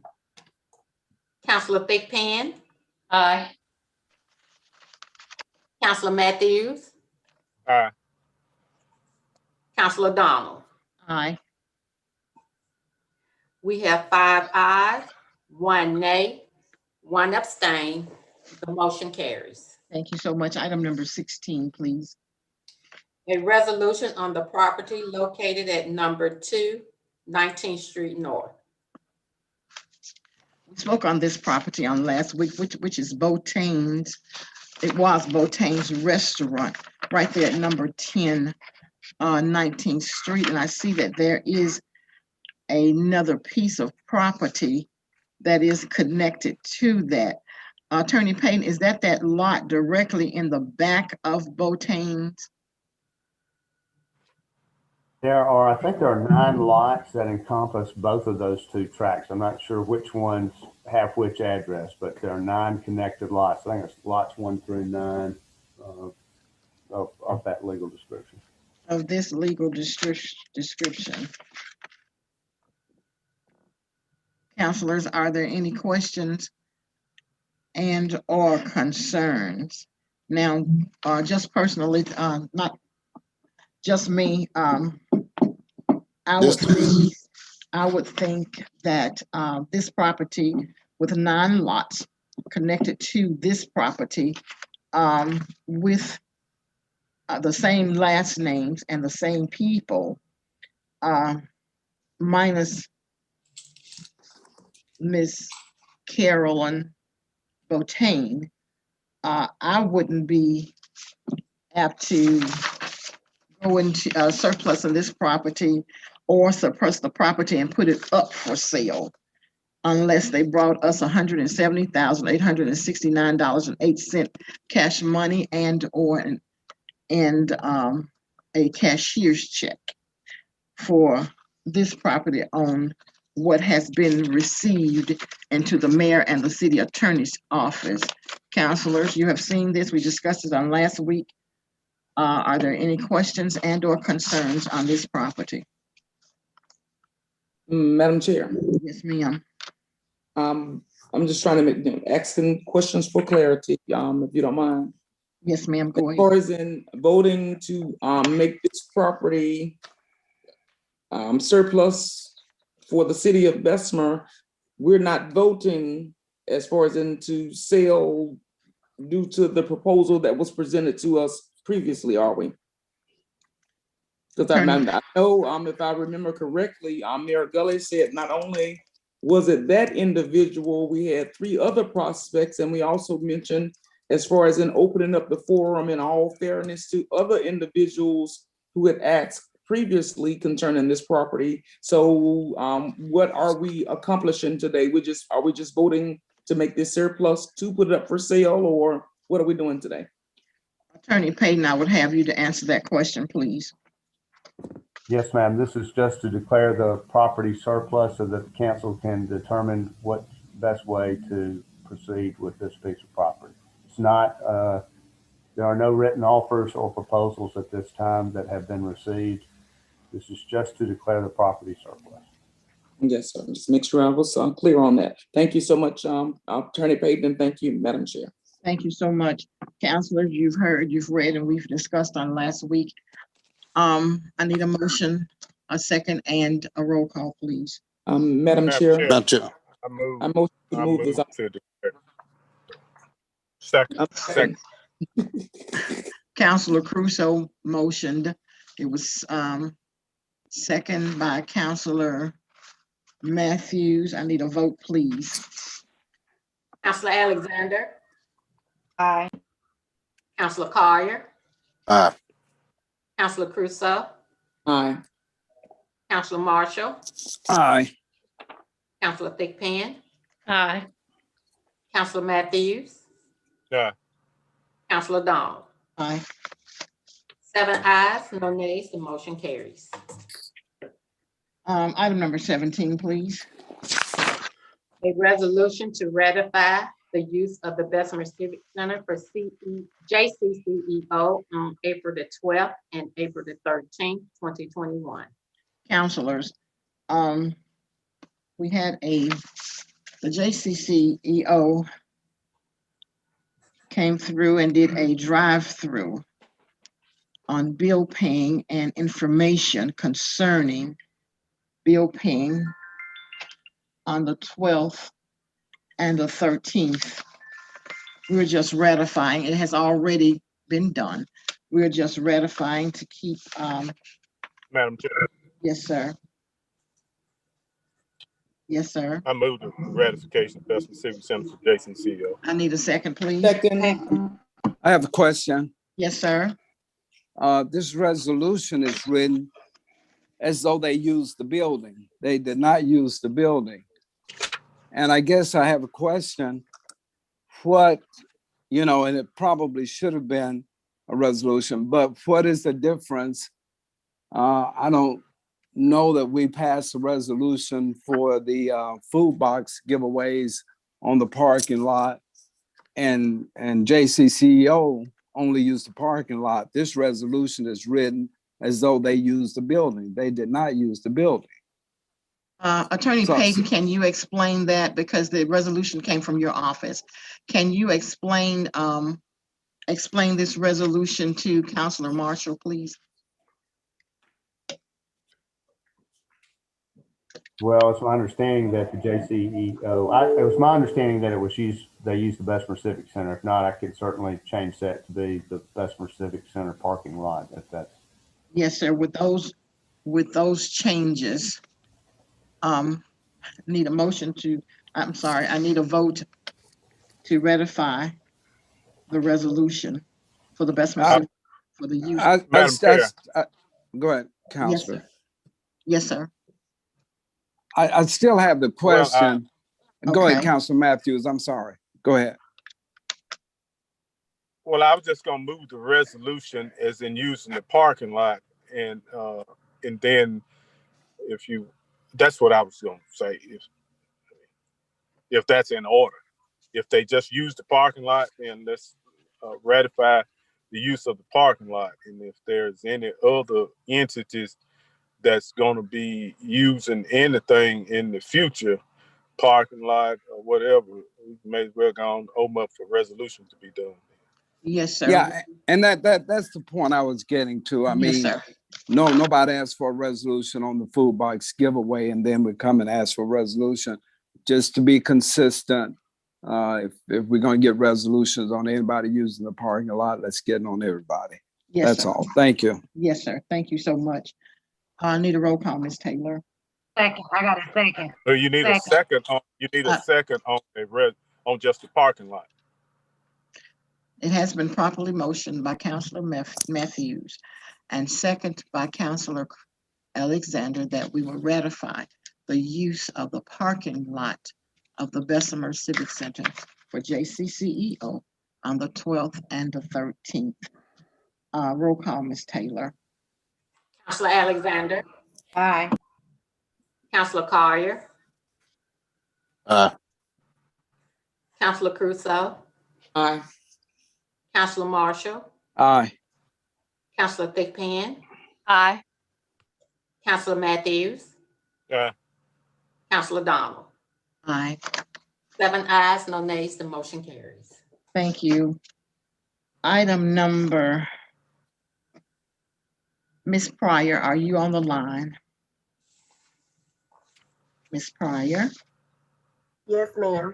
Good morning. How are you? I'm great. How are you? I am wonderful. Now, are you ready for us this morning? No, ma'am. If I could email that information, are you referring to the budget items? Yes, ma'am. And if it would be okay for me to email that information to Angela to distribute to you all, I will get that before tomorrow. I'll get it by tomorrow. Okay, counselors, with that being said, Ms. Pryor is not ready today. You know, the budget was extended until April the 19th at 12 a.m., 12:01 a.m. Now, we must extend the budget, or we can pass the budget pending Ms. Pryor bring us the changes that was asked for on last evening. Counselors, I need, do you have any concerns and or questions to extend the budget and or to pass the budget pending Miss Pryor get the changes to us? Council. Chair, Yes, sir. I never heard of passing the budget pending. Yes, sir. That's one. Yes, sir. And one, I think in all fairness, if there was something that we needed to get back from Ms. Proud, we need to have that in hand and just pass a budget, period. Yes, sir. And be done with it, opposed to passing it pending. I mean, that's a lot of feathers be hanging out there on that. I mean, that's just me. That's just my opinion. I don't know about nobody else. But I would want to pass the budget clearly, opposed to any type of pending actions. That's just my take on it. Yes, sir. And we've gone this long, and when she get done with it, I guess we need to probably would be better to see when she's going to be done so we can reconvene. And I mean, we've gone this long. I don't think another day or so, or how many other days it take, to get everybody to get a quorum back together. But I'll let somebody else put their sense in. Yes, sir. Ms. Pryor, how long do you think it will take you to get that information back to the body? Yes, ma'am. I will have that information completed by tomorrow at noon. Counselors, if Ms. Pryor has that information completed tomorrow at noon, will you agree to convene Thursday at 10 o'clock so we can go ahead and get that information and pass a budget on Thursday? Counselors. Madam Chair. Yes, sir. I mean, I want to get a budget passed, but I'm getting tired of all these meetings. Thursday, then you say a meeting Monday. I mean, it seems every week. I mean, our normal routine has been, and the protocol has been 3 meetings, and I understand, sometimes you have to meet extra.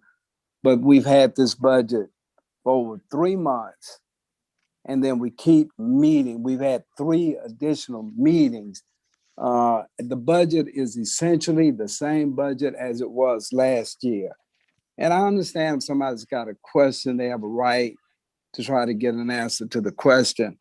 But to be quite frank with you, I'm really getting tired of this budget matter at this point. Thank you, Counselor, for your opinion. Any other counselors? Madam Chair. Yes, ma'am. I agree with what Councilor Matthews had to say. I don't want to agree to something that hasn't been, I guess the necessary corrections or requests have not been met concerning it. So as far as extending the budget for another day or so, in order for us to adopt it with the necessary changes, I think that's the most feasible and more, I guess, won't really necessarily say sensible, but more responsible thing to do. Thank you. Any other counselor? Madam Chair, Yes, sir. the special call meeting that we have on Thursday, once the questions have been answered by Ms. Pryor, it won't hold us up in any type of way, anything extra that we expect to come up with it. No, sir. The meeting that we have on Thursday morning will come in. Ms. Pryor will answer those questions because we finished the budget actually on last evening. There was just 6 to 7 questions, Councilor Collier, that needed to be answered that she couldn't answer last night. She, we didn't get out maybe till about 9:10, but she stated that she'll have them ready tomorrow. We will convene on Thursday at 10 o'clock. Ms. Pryor will answer those questions. After then, we will vote to pass the budget at that meeting. Thank you. Madam Chair, Yes, sir. what happens if whoever asks the questions are not satisfied with the answer?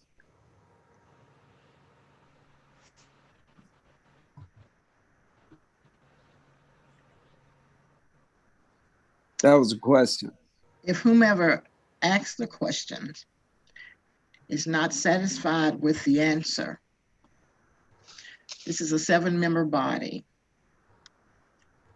The 7 members can vote, and the majority will rule if they're not satisfied with the answer. After that, they can get with Ms. Pryor and or the mayor and go a little deeper into what it is they're trying to get clarity on, Councilor Marshall.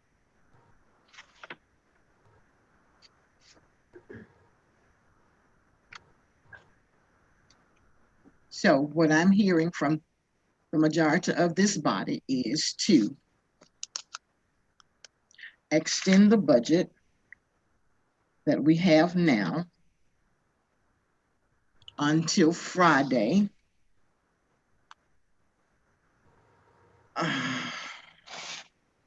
Friday the 23rd at 12:01 a.m. Is that correct?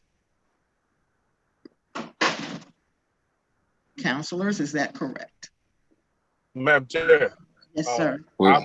I would say if we're gonna vote Thursday morning, I would say midnight Thursday night. That's midnight Thursday night. Yes, sir. Midnight Thursday night. If that is the consensus of this body, we will extend the budget 2021 budget out until Thursday midnight, 12:01 a.m. after the meeting at 10 a.m. Thursday morning. Is that the consensus I'm hearing? I need a motion. Yes. A motion and a second, please, and a roll call. I motion that we extend the budget until April the 22nd, 12:01 midnight. Second. It has been moved and second that we will extend the 2021 budget until midnight, April the 22nd. Ms. Taylor. Yes, ma'am. Roll call, please. Councilor Alexander. Aye. Councilor Collier. Councilor Crusoe. Aye. Councilor Marshall. Aye. Councilor Thickpan. Aye. Councilor Matthews. Aye. Councilor Donna. Aye. 7 ayes, no nays, the motion carries. Councilors, thank you so much. Councilors, I must, again, I am placed in a position to apologize to this body, as well as to the mayor and the citizens of the city of Bessemer.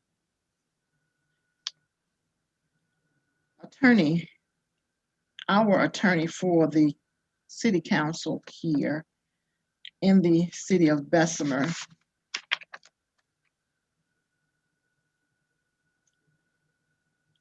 right now he's having some medical difficulties.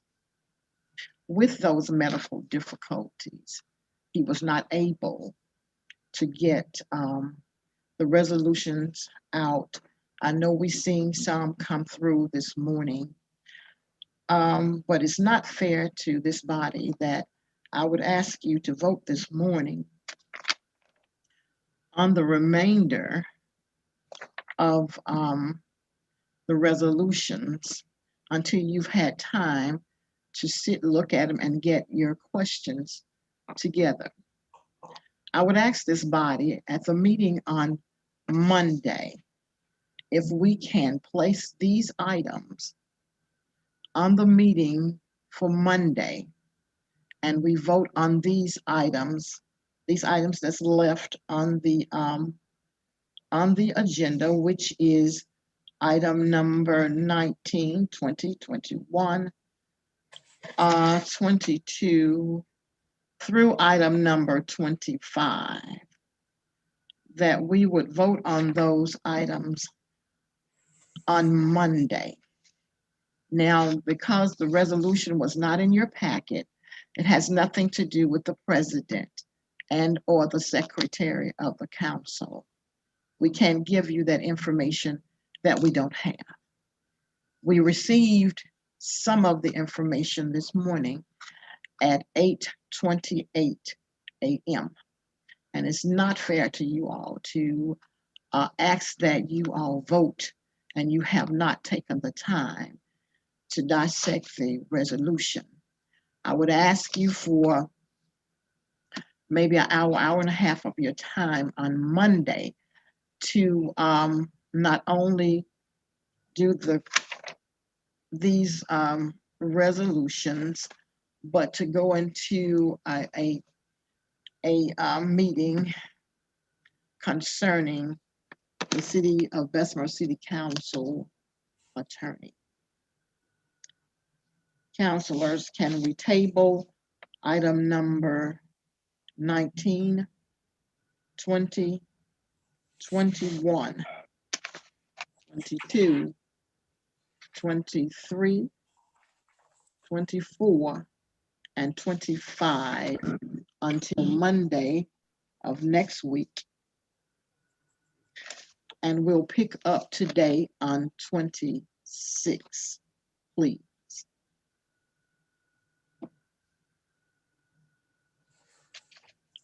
Item number 26, please. Status on bidding demolition of the following properties in District 6. 2007 16th Street North, 1900 18th Way North, 1904 18th Way North. I think this was Councilor Matthews. Yes, that's correct.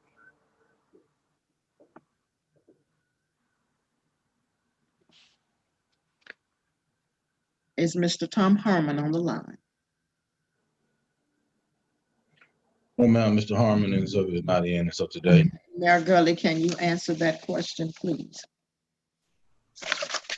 I can, those items has already been bidded and awarded. Thank you. That ends item 26. Thank you, Mayor. Thank you so much. Item number 27, please. McCullough Road. Is that for you, Mr. Yarborough, or is that for EEFS? Councilor Matthews? Well, that's well, it was something that was for planning session, but as a matter of fact, all of them were. But we're having some problems there on McCullough Road from Bannerman, the railroad track to Bannerman, and to where it drains and goes toward the consolidated pipe, and it ends up in county territory. And we have video from residents and several complaints, and where we need to be addressing, I guess, where the water ends up, because that's where it goes to into the county. And until we have that taken care of, that water is going to back up on McCullough Road right there.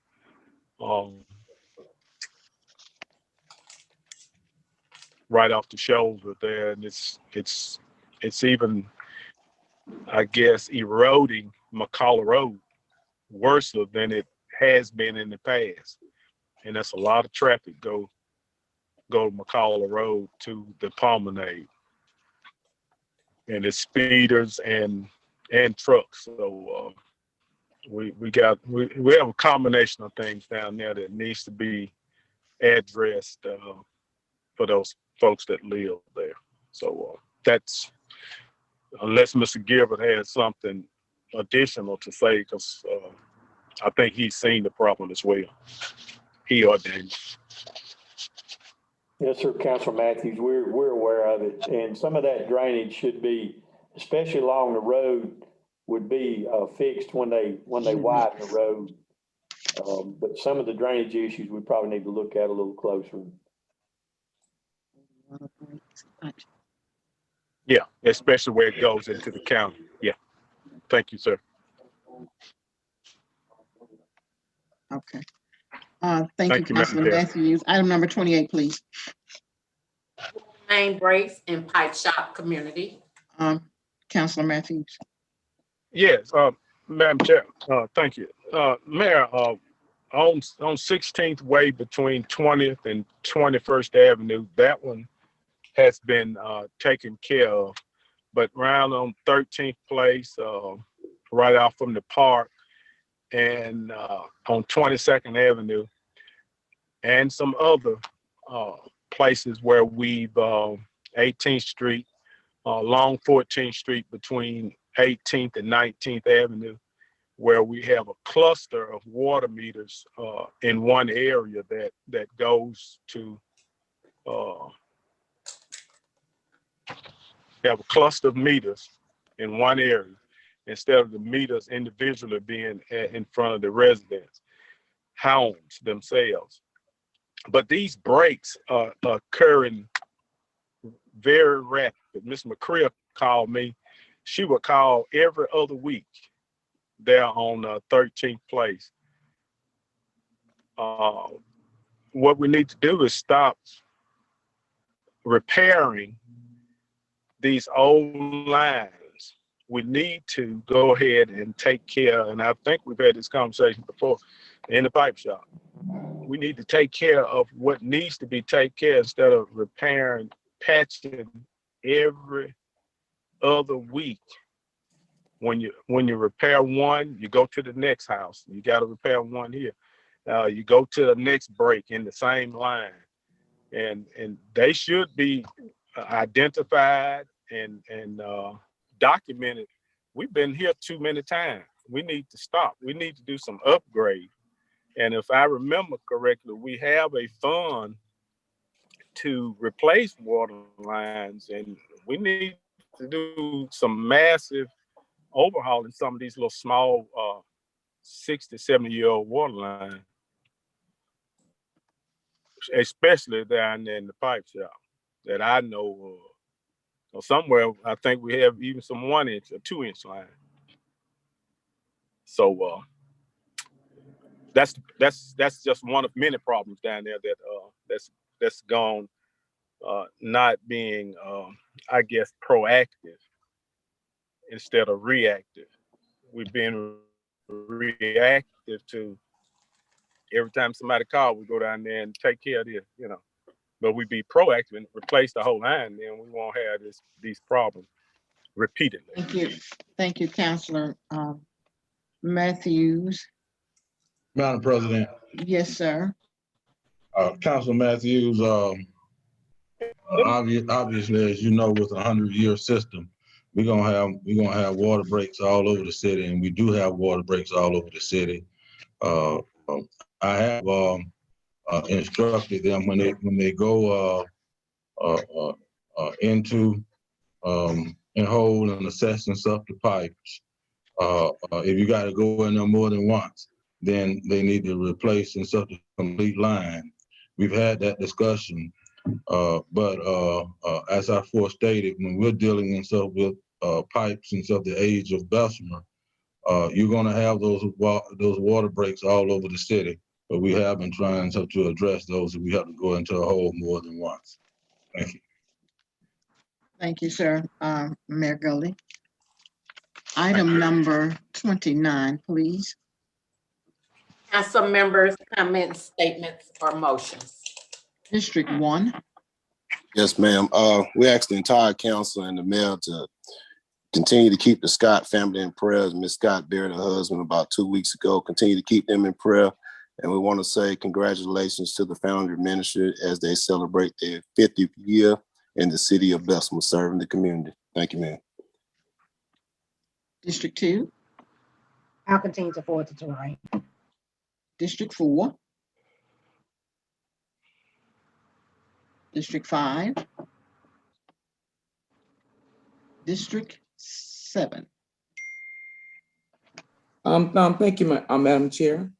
My concern, and also the concerns of the citizens here in District 7, and I'm more than certain this is an issue that several of you, the other council members are experiencing in their districts as well.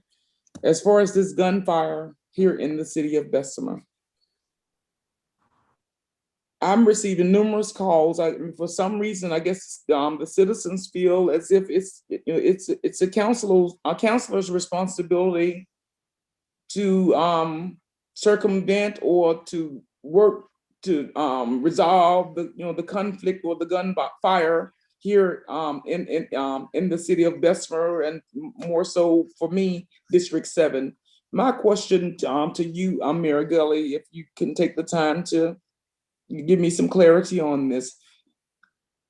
I know it's not my responsibility. You've explained numerous times that you or your officers can't be everywhere that these incidents take place. But as the mayor for the city of Bessemer, what type plan do we have in place to help offset or to help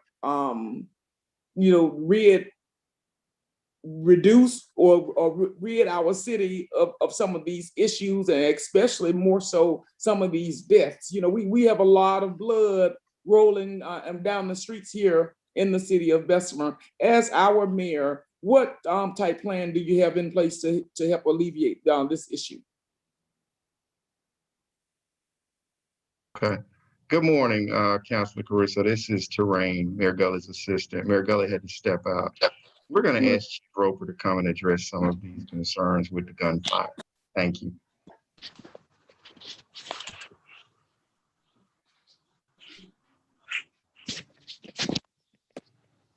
Good morning, Madam President. Good morning, Chief. How are you? And the rest of the City Council. Good morning, Roper. Yes, sir. Ms. Crusoe, right now, what's happening right now is happening not just the city of Bessemer. We have a core of people in Bessemer, Birmingham, Jefferson County, and the United States that have a total disregard for anyone's life.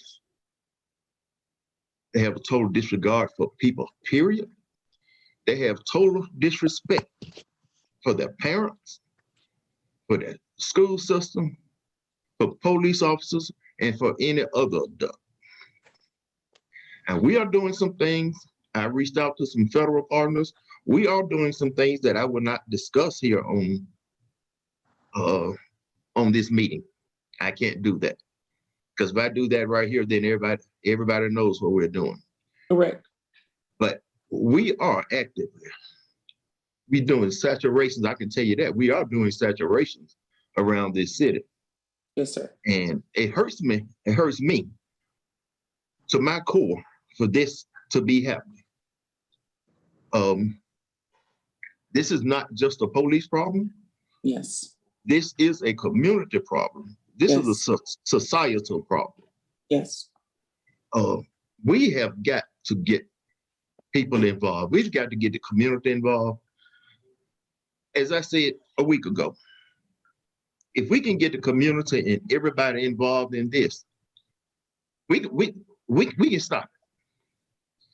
But I can't sit here and tell you that I'm gonna stop everything that's going on right now, when we've got people doing things that, I say if someone have an argument, we had a homicide, somebody had an argument in the house. If they had called while the argument was going on, we would not have had the homicide. They called after the shots were fired. But we got to get into the people's mindset of this no snitch attitude has got to go. This no snitch attitude has got to go. If everyone sees something, if everyone would say something when they see it, we can get a handle on it. But once that gun pop, it's too late then. Exactly. But I do want to let you know that we are actively working. You know, sometimes, you know, and I don't want anything to get bad. But sometimes it depends on who you mess with. Sometimes things might get a little bad before they get worse. Yes. But before they can get bad, if somebody was to just join in with me, just join in. I got an open door policy. If somebody need to come in and sit down and talk to me and let me know some things, because like I said, the community know things before the police department would know it every time. But if a community effort is taking place, we can put an end to this. Yes, sir.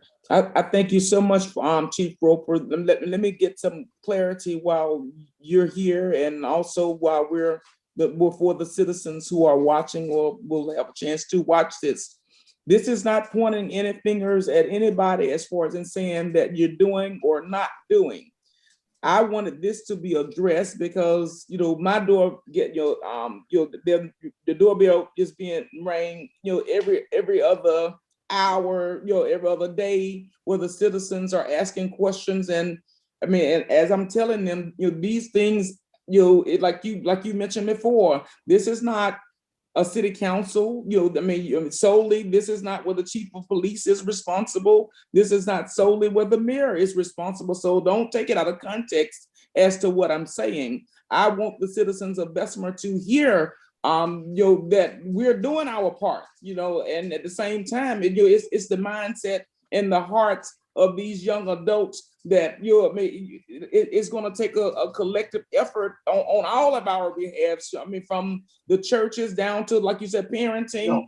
I mean, it's not just a single individual that's responsible for what is going on. And I do agree with you. It's not just the city of Bessemer that's experiencing this, but I was elected here in District 7. So my job is to advocate on their behalf. And that's why I'm here making this statement or asking for some resolution here before you all today. And I thank you so much for taking your time. And I'll tell you something else. While you are here, Chief Roper, I have gotten some calls from some of the citizens who are afraid to call and report because they're being told, or in some instances, when they did report drug or illegal activity or gunfire from different dwellings, the neighbors or whatever individual who they've called the police on was informed that they were the ones who called. So, I mean, you know, a lot of the ones who have been willing to be forthcoming and assist as far as in helping to rid our city of these problems have now set back and folded their arms in fear of retaliation due to their names or their information being given to the suspects or to the individuals who have been breaking the law. So, I mean, with your being the head of that department, that's probably something that you want to kind of tighten up the loose ends on, because I have gotten several calls concerning that. And again, Chief Roper, thank you so much for taking the time to give us that presentation concerning the crime here in the city of Bessemer. Thank you, Ms. Crusoe. Yes, sir. If someone is worried about their name being given, we have a tip line that they don't have to leave their name. If they believe the information, we can get it from that tip line. That tip line is checked several times a day. And that number is 428-3541. They don't have to leave their name. They can just leave the information. And they can also call Crime Stoppers at 254-7777. And Crime Stoppers offer rewards for information. So I don't want anybody to be afraid. I Yes, want to sir. give them another way Yes, sir. to get information out. Not a And problem. those are two secure ways to get information out. Okay. And another way to get it out, they call my office. If they worry about somebody else talking, they call my office and talk to me. Mm-hmm. I've been in this business a long time.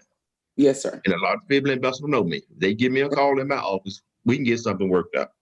Okay. No problem. I really appreciate you, Chief Roper. Yes, ma'am. Okay. Thank you. Thank you so much. Madam Chair, I just have like two more things I want to touch on. I'll be out of your way.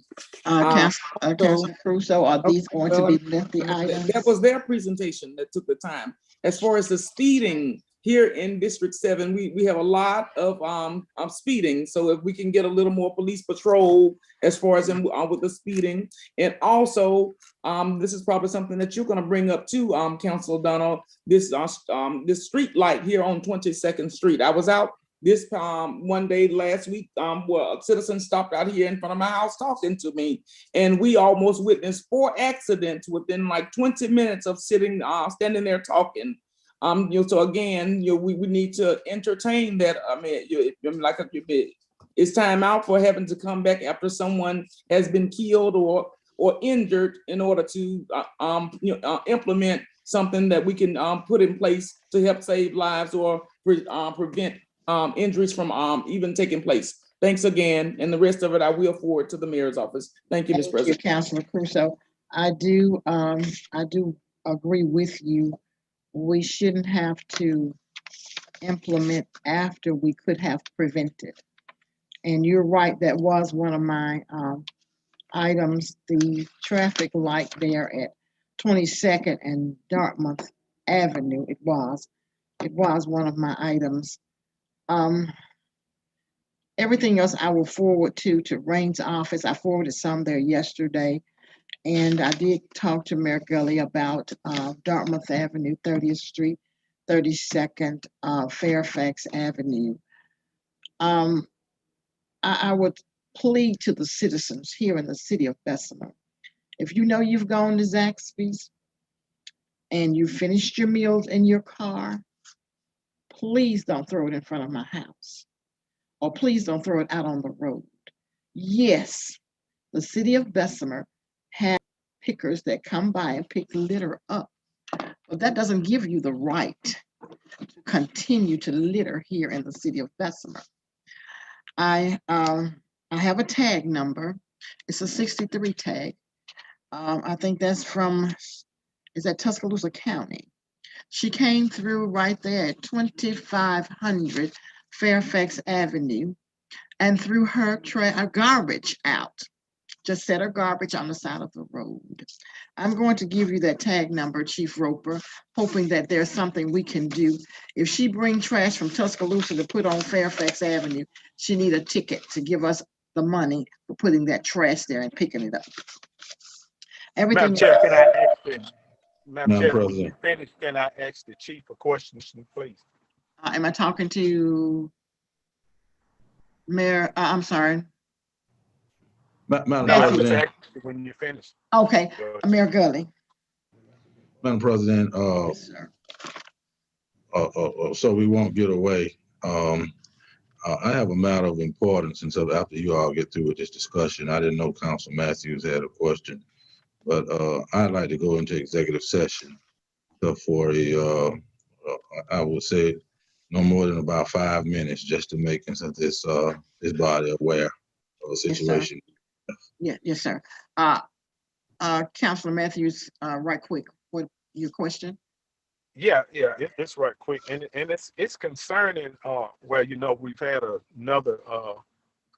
The chief did allude to another shooting this morning, since we've been on council meeting on the north side. Yes, right. And my concern is our officers, and I've seen, and I stemmed from last night when I asked the question. You're breaking up, Councilor Matthews. You're breaking up badly.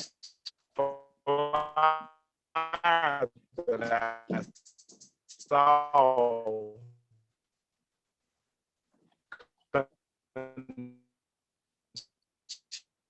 concerning incentives.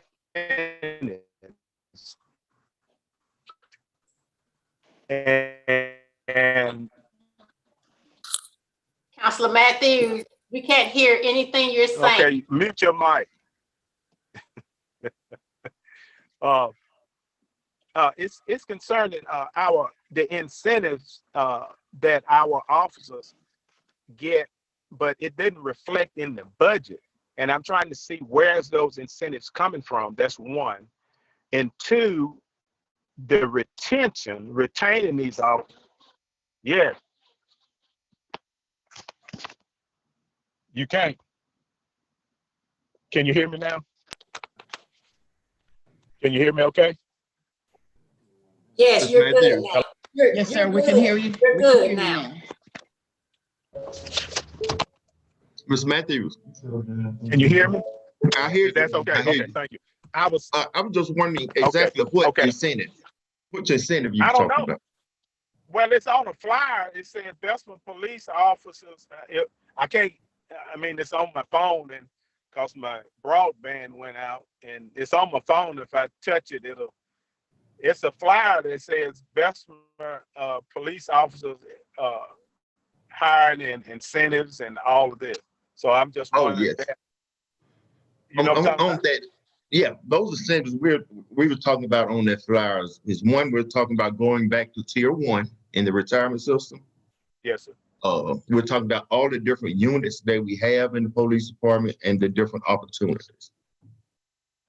That's what we're talking. Like I'll say, for instance, a field training officer, he receives 5% more as a field training officer, or a detective receives 5% more than a regular patrol officer.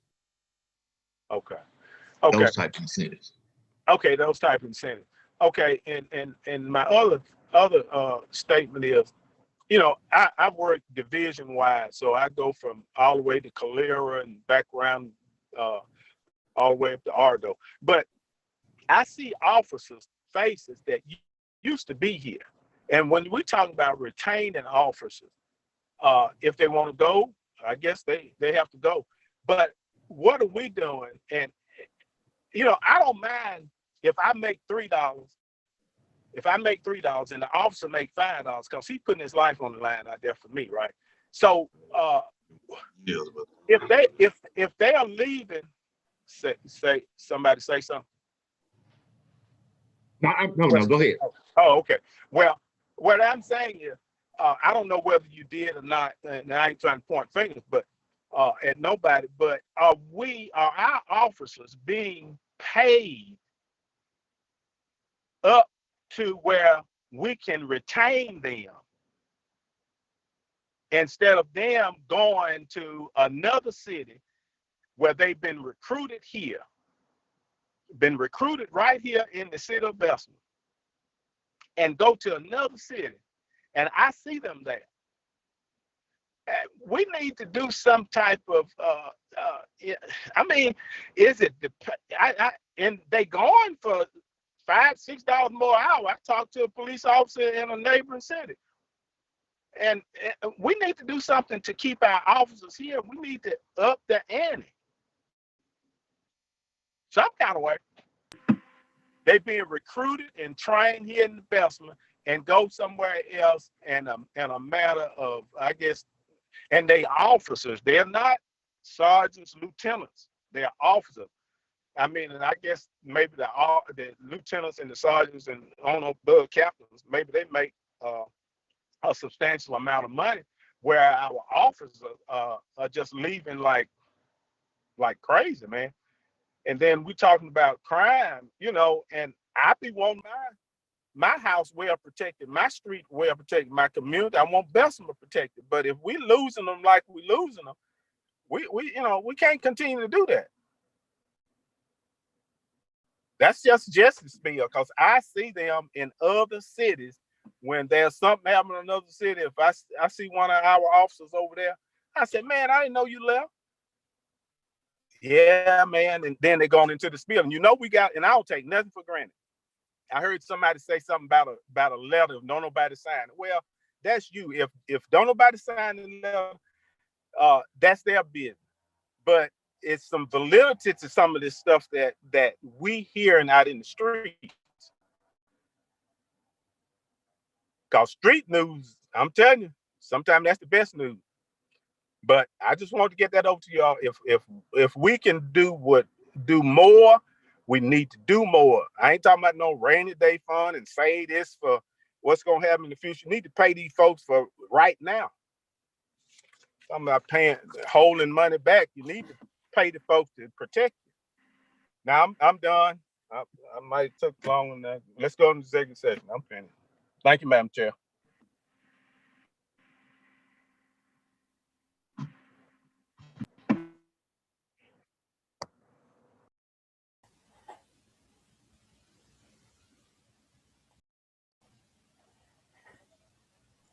Madam President. Dr. Donna, we can't hear you.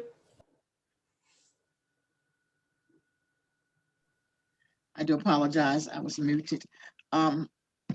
Attorney Payton, are we going to leave this meeting, go into executive session, or go directly into executive session and come back and adjourn? You'll need to adjourn after we'll go into executive session, then you come back and adjourn the meeting.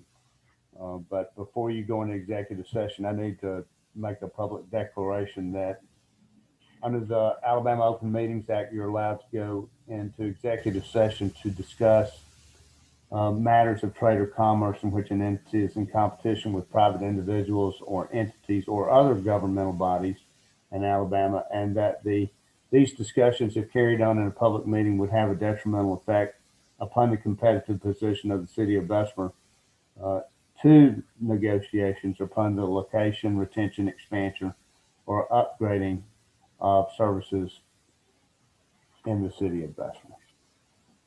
It's my opinion, you do have the right to go into executive session to discuss this matter.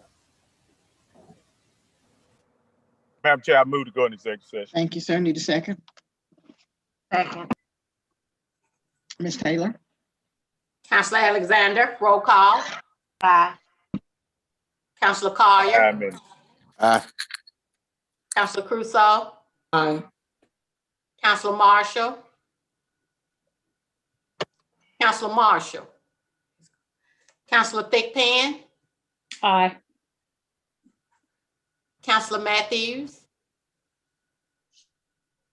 Councilor Matthews. Aye. Aye. Aye. Councilor Donna. Aye. Aye. 6 ayes, no nays, the motion carries. Thank you. Mr. Singleton. Mr. Singleton, I'm sorry. Go ahead, Ms. Taylor. Mr. Singleton. Is he on the line? Yes, ma'am, Madam President. Mr. Singleton, this is Taylor. Can once you stop the recording, I'll give you a call to start the recording, to restart it. Yes, ma'am. Okay, Mr. Singleton, it's on you. Yes, yes, ma'am.